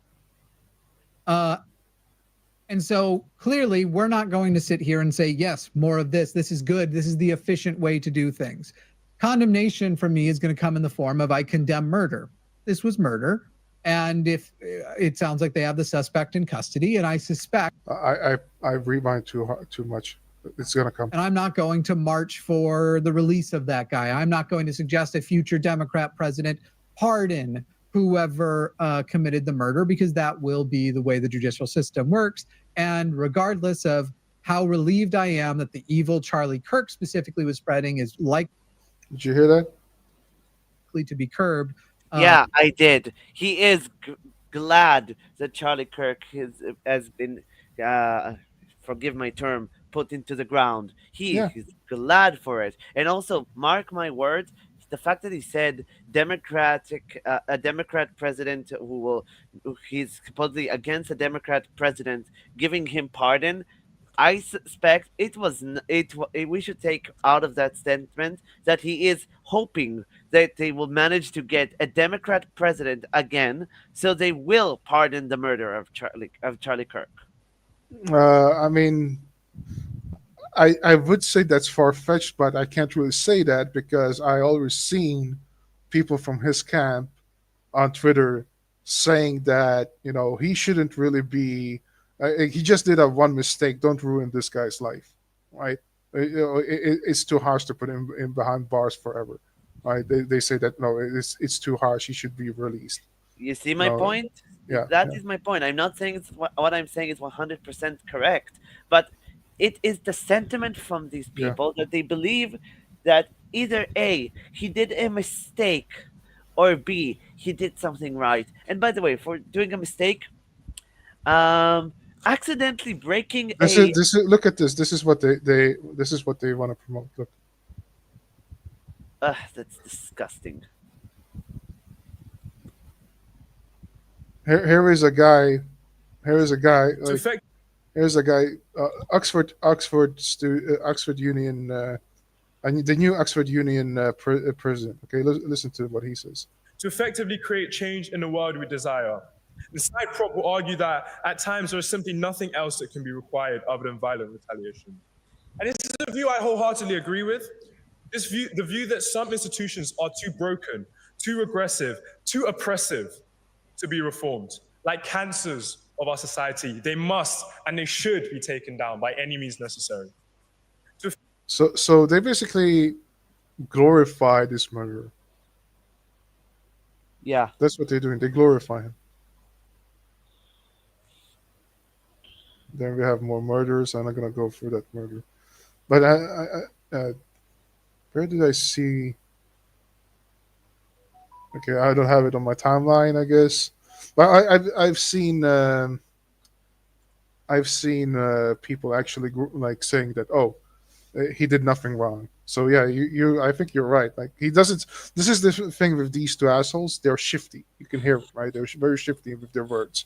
They don't outright say it, but we know the camp that they and that is why I represent said and how they think. And that is why I said that this is their meaning. It takes a hard work and a lot of practice to try to translate their nonsense. Yeah, absolutely. This individual still took away Charlie Kirk's right to due process, bypassed the right to life, liberty, and the pursuit of happiness, and so it will still be a crime. But I'm still not going to tell people how to feel about it. And I'm not going to tell people. I'm also not going to allow people to, when they're calling into this show. Oh, here it is. Listen to this, okay? This is what I wanted you to hear. Okay, listen to what he's gonna say here. Turn this into the new, but do you condemn Hamas? Which I know is what's about to happen. Because do you condemn Hamas doesn't matter, because I do condemn killing civilians. Obviously, but the whole reason we use do you condemn Hamas, the reason why that is used isn't actually because they care about that, is because they don't want to talk about whether we should condemn the IDF. So if you yeah. So tell me, what do you think about that? I think is that they really don't know what they're actually talking about. And I didn't even like Matt. I heard that he said he condemns Hamas, but Jimmy, I realized he's essentially says he condemns the actions but not the organization, which essentially means he will say that Israel is trying to create equivalency between Israel and Hamas, which is always it's a disgusting thing to do. And I wish that he would bother to come out from his cushy little corner and actually come and see the destruction that is still 2 years after October 7th is still there. He doesn't care. He doesn't care. He would say it's justified. In this clip later on, I don't think we're gonna get there because it's been almost 2 hours. I think I wanted to go through 9/11 a little bit more. I'm not gonna have time because maybe tomorrow. I want to go through 9/11 and go through Tucker Carlson as well, but I guess I'm gonna do it if I muster my strength tomorrow. But in this clip, he says that the first thing that came to his mind in this video, the 4 hours in this one, in a Tucker Carlson later on, he says that the first thing that came into his mind when October 7th happened was, oh damn, now Israel, the genocidal Israel, has an excuse to go into Gaza and do whatever they want. That was his first thought when this happened. Not that he cared about the people who died, not that this was horrible. His first thought was, oh damn, now Israel is gonna attack the Gazans. Yeah, exactly. Everybody's now essentially saying, oh, it's just an excuse. if they really want to call it an excuse, support the Israelis who demand that Hamas will release the hostages, and then to see how long the war will continue after that.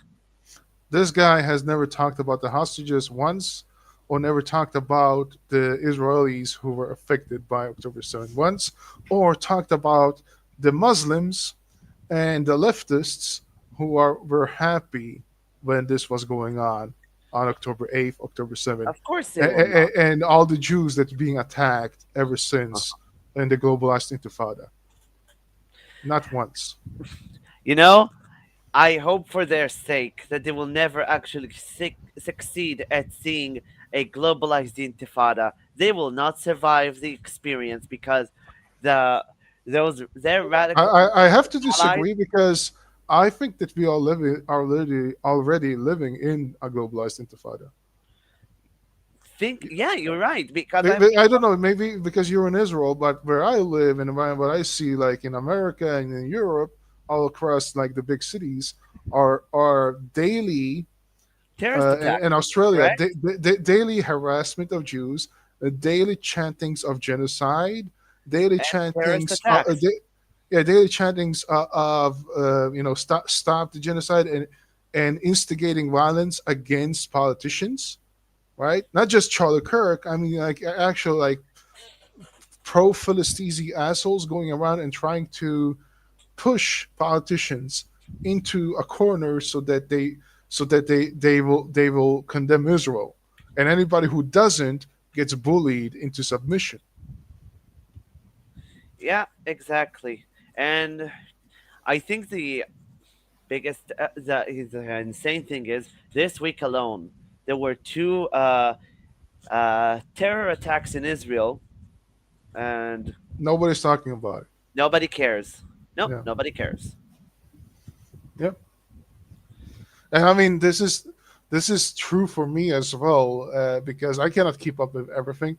I mean, I see after Iryna's murder, I seen people being beheaded in America by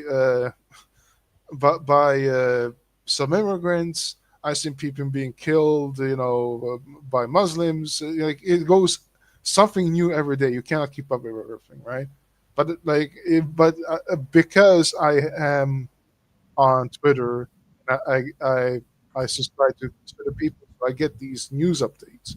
But it's on a daily basis that you become numb. You can't care about all of it all at once, right? You only take the highlights. And because Israel is at war right now, even though, I mean, of course, it's horrible. I'm not going to take away from that.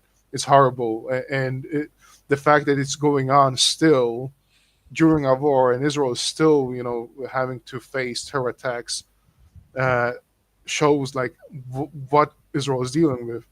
But it's so numbing and it becomes so it's basically so much on our daily events that you kind of block it from your news feed or block it from your mind. You know what I'm saying? Yeah, I do. Oh, I'm just seeing some Billy Baldwin, who is saying that again. So for some reason, everybody is saying that the murder of Charlie Kirk was a conservative Christian Republican who was also a gun nut. I know, right? And I'm right. And now the guy's name is already out there, and he's basically a leftist. I know.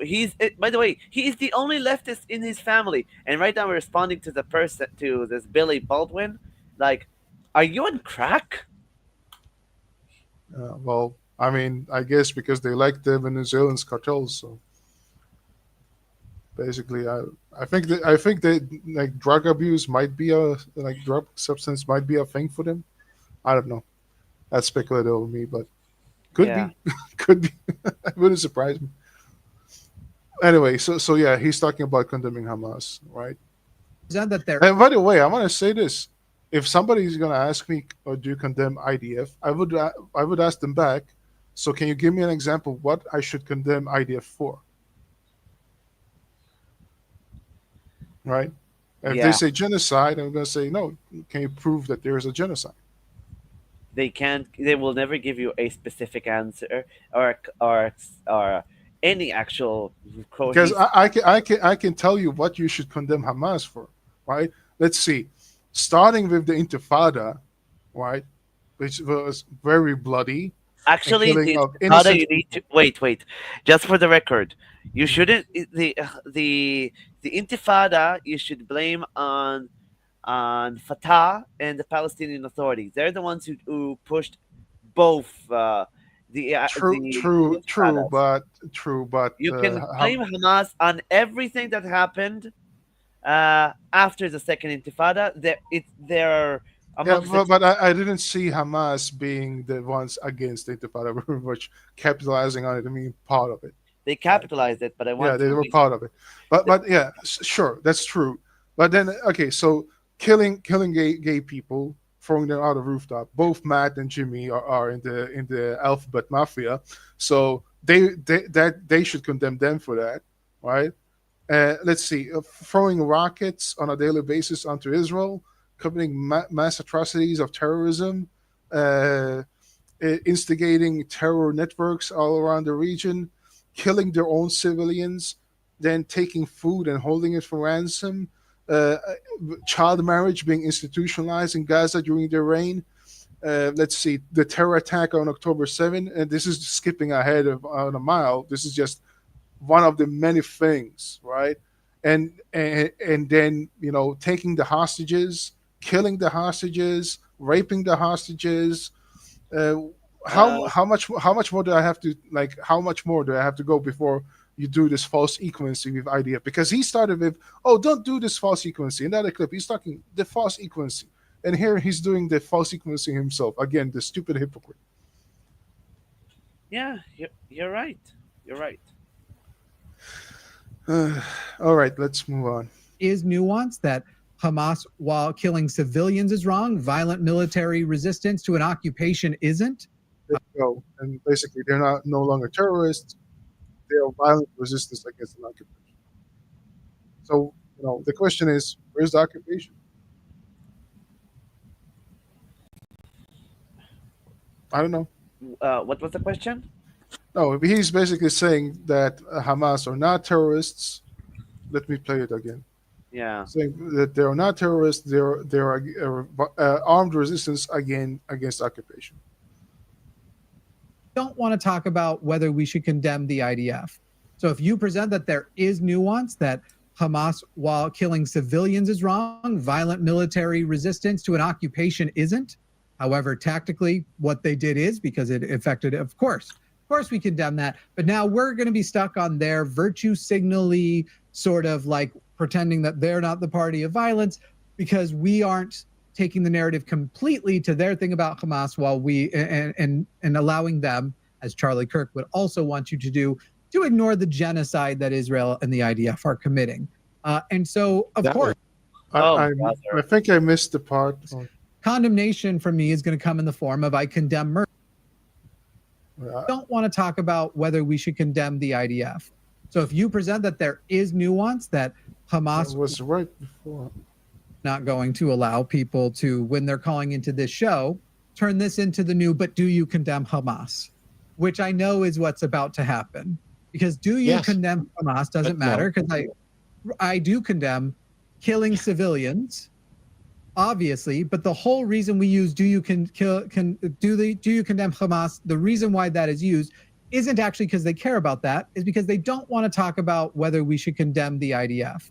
So if you present that there is nuance that Hamas, while killing civilians, is wrong, violent military resistance to an occupation isn't. There. All right, I'm starting to get pissed. Yeah, I know. I told you, your blood will boil.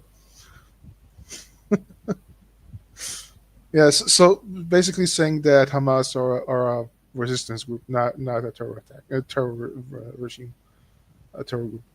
Yeah. So, any thoughts about that? Yeah, but there are some things I probably shouldn't say because I don't want you to get banned from YouTube as well. Well, I mean, I don't think that. let me see. That's true. I don't want to get the stream taken down. So all I'm So try to say it in the most polite way. All right. I mean, you can curse. I say fuck all the time and all that. I mean, yeah. Look, he will usually people like that. Usually, karma is a bitch, and usually what goes around, what comes around, and eventually one day, I believe he will be surprised that the people he supposedly are siding with will eventually do to him what he is thinking he's protecting them from. Yeah. He is not. He is not a savior. He's just a loser. He's a useful idiot. He's a useful idiot. Exactly, he's a useful idiot. Okay, I'm gonna move forward a little bit. This will be the last thing from them, and then I think I'm gonna call it. Sorry, that I couldn't talk about. No, it's okay. Don't worry about it. Today. Allison, no, wait. Here, the Tim call is a good one.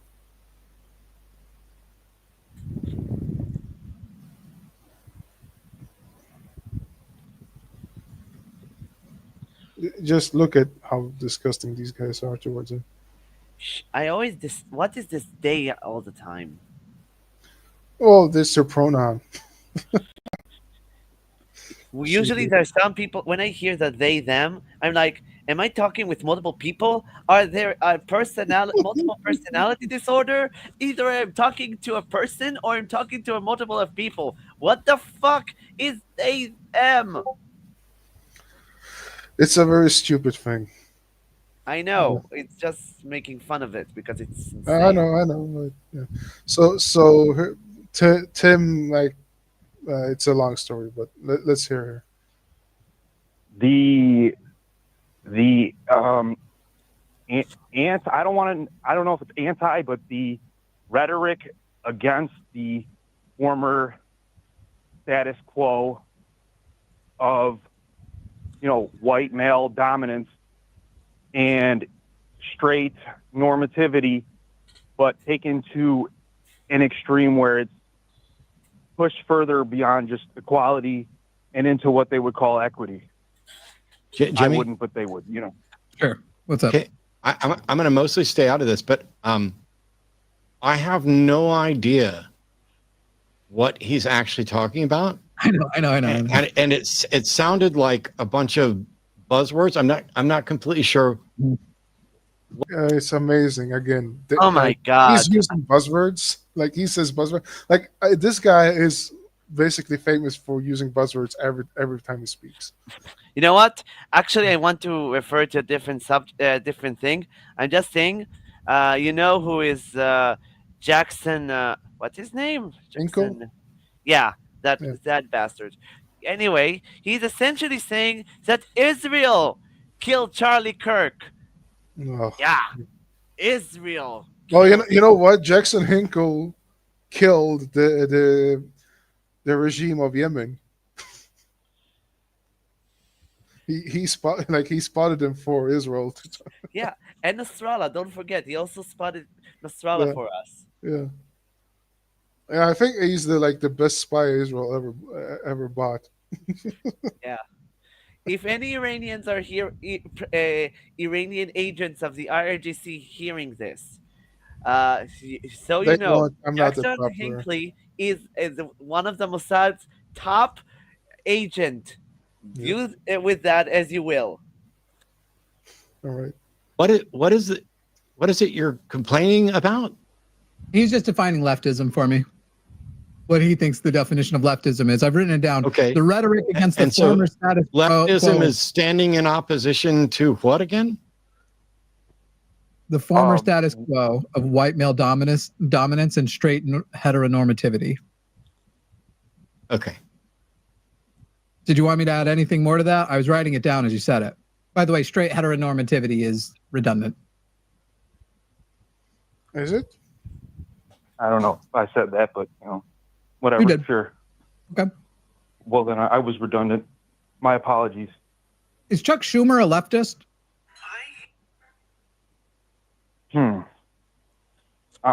don't know all Chuck Schumer's beliefs, but He's some level of a leftist, probably. I know Okay, he's a is Nancy Zionist. Pelosi?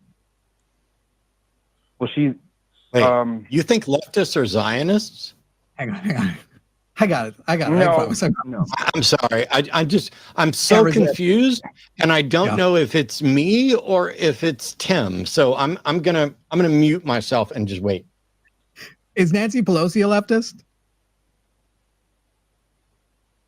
Yeah, I'd say so. She's left Is wing. Obama? Not exactly. I wouldn't necessarily say Obama's a leftist. Okay, could you name A for me neoliberal. 3 prominent leftists? Sure. Jimmy Snow, Matt Dildohunter, and Jackson Hinkle. Did I get that right? Greta Thunberg. I would say Obama was basically an insurgent from the Muslim Brotherhood, but Nancy Pelosi is a leftist. Bernie Sanders. Who else? I mean, Joe Biden was a leftist, for sure. I don't know anymore. Joe Biden, I don't think he was at this point, I'm not sure if he was a leftist, but I don't even think he was a person at this point. No, but here's the thing, like, Without he will be a leftist as long as his teleprompter will spew leftist propaganda. No, here's the thing. Here's the thing. So Jimmy here and Matt basically call themselves Democrats or, basically centrist or whatever. No. Actually, Jimmy says that he is a socialist and he's for like the leftist movement, but he's also a Wokistani, right? And so these things goes hand in hand, and Palestinism is a leftist movement, so it goes hand in hand. So even if what he's trying to say that the Tim here is painting with a broad brush, saying that anybody who he disagrees with is a leftist, basically, right? So he's putting everybody in the same basket. But the problem is that it is the same movement. It's basically capitalizing on the same movement. Everybody is for the same cause, and anybody who's against the cause is basically shunned out of the comfortability of the group. So that is very much a socialist thinking. And guess what? As an atheist, I'm no longer welcome as an atheist amongst these people because I'm a pariah, because I'm not a leftist atheist. I don't support what these guys are saying. I'm not buying what they are saying. I'm against what they're saying. So I'm not a skeptic, right? I'm not a good atheist. I'm a bad. I get what you're saying, Yeah. and you're right, because how do I say this? Leftism and right now is no longer about any freedom, not of anything and not for It anything. never was. They are It never was. They're yeah, not but for now freedom. they are a cult, and now they have morphed from a simple cult of personality or cult of movement into a death cult. The death of Charlie Kirk shows us that they have finally crossed the line to becoming made the final metamorphosis to becoming a death cult. And usually after the death cult, you will start. Something becomes a death cult. It will become an active in committing more terrorist attacks, more murders. Just wait and see. It's going to get really bad really quickly, and the trial itself of the murderer of Charles Kirk, it will be a culmination, unfortunately, of what the leftists will do, and who will they try to murder next. I suspect they will probably try to threaten the judges, and also even try, like they did with high-profile cases in this matter, like with the kid from the quote unquote Summer of Love and the Derek Chauvin trial regarding the nonsense with George Floyd, and they will the leftists probably will even try to murder the judge, who will be. I mean, during the trial of George Floyd, what happened was the BLM movement said that if there's not going to be a conviction, Derek Chauvin, then all hell is gonna break loose. So they did instigate violence and bullied the court to a decision, the jury into a decision that perhaps they didn't want to make. Yeah, probably, and also exactly. Okay, so last thing from this, let's see, because this is so long, I cannot go through it all. But this is I also he have says to so many go. stupid things. Unless somebody else was watching. Liberalism and leftism are not the same thing. Being anti-capitalist would be a much bigger priority.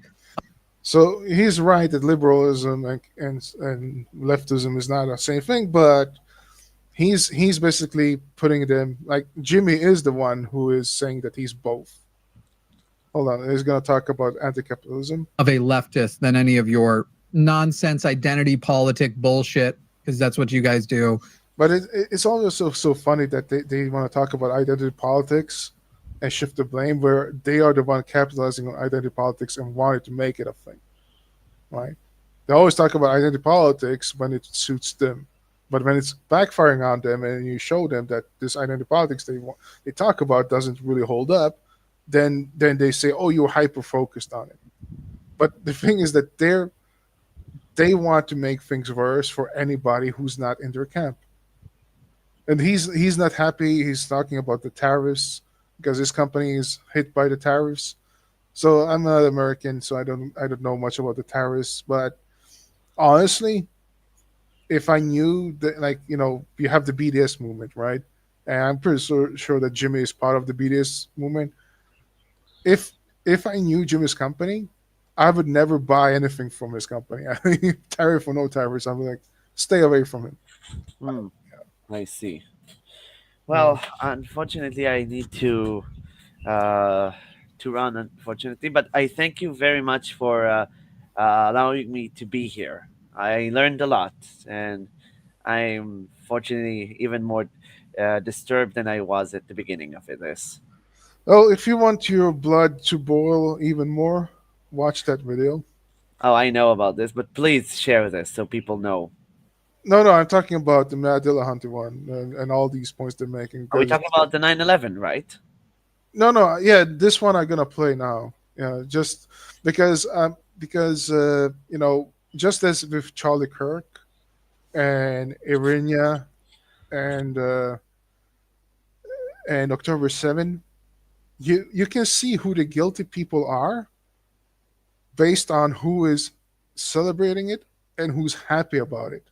So all these people like Dr. Qatarson going around and saying it was the Jews. Remember this clip. That we're going to show you from the West Bank. These are Palestinian celebrations in the wake of Tuesday's terror attacks in the United States.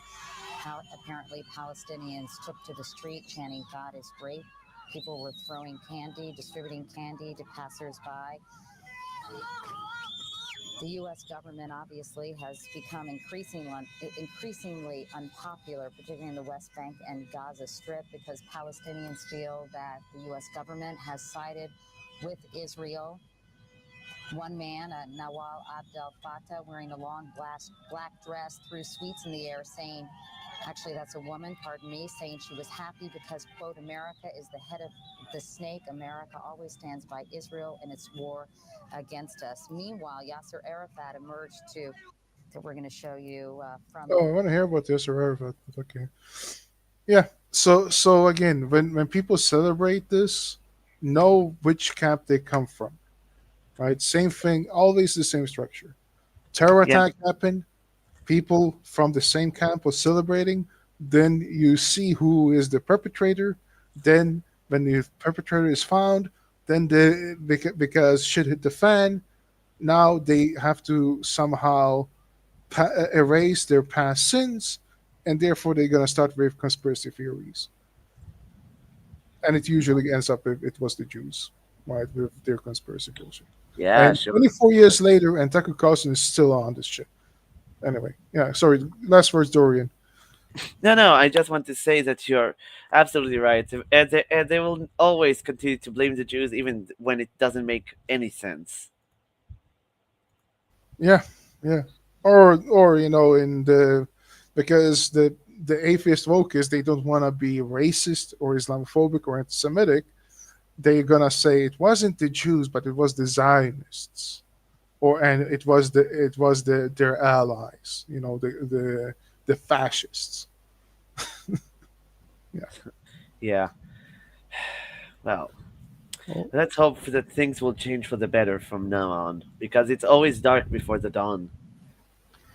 Well, I've been waiting for a long time for the dawn, and we see a glimpse of it. But today, let's see what's happening with the Patriot March in Britain. It's gonna start very soon, so I don't want to miss that. I want to watch that one. Let me give you a link to the people here who wants to watch it. Avi Yemeni is there. He's live already. Let me actually let's put it up. People want to see it.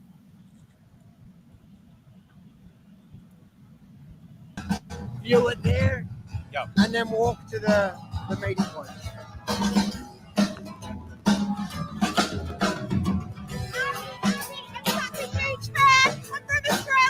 Oh, I love you. Oh, I was so hoping to run into you today. Thank you for coming all this way. Tell something to the Aussies watching now. Oh, geez, I'm so blown away. I've just met Avi. Hello, everybody. I'm an Aussie, really proud. I don't live here in London. I've come all the way down from Scotland to be here today. I'm just sort of fed up with the way that government's making us all out to be far-right bigots. And do you know what? I'm at the end of my tether. So I'm here to represent both Australia and the UK today, and I'm really proud to be here. So thanks for coming as well. You're a bloody legend. So we don't get into any. So that's Avi. If you want to watch it, the other one is this one. What's their name? Dan Wotton Outspoken. It's gonna start in 43 minutes. But if you want to watch right now, it's Avi. It's already in there. Yeah, well, it looks like that notice is that finally the world attention is started to focus on what's happening in England. Let's see let's hope that what's come out of there might lead the change for the better. Yeah. You know what I'm gonna do? I'm gonna play this and see this cheerful guy without any sound. If you want to. And I'm going to end the stream with a song, as I always do.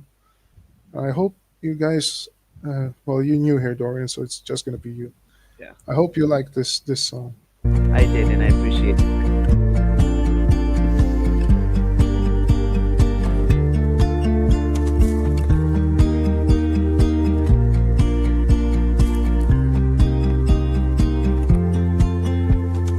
Muhammad is a pedophile. Muhammad is a child molester. Muhammad is a pedophile. Muhammad is a child molester. Muhammad is a piece of shit of a guy. Muhammad is a rapist guy. Muhammad is a piece of shit, and so is all that was left. All right. All right, guys. Till next time. Take care. Thank you, Dorian, for joining. My pleasure. Goodbye. Goodbye.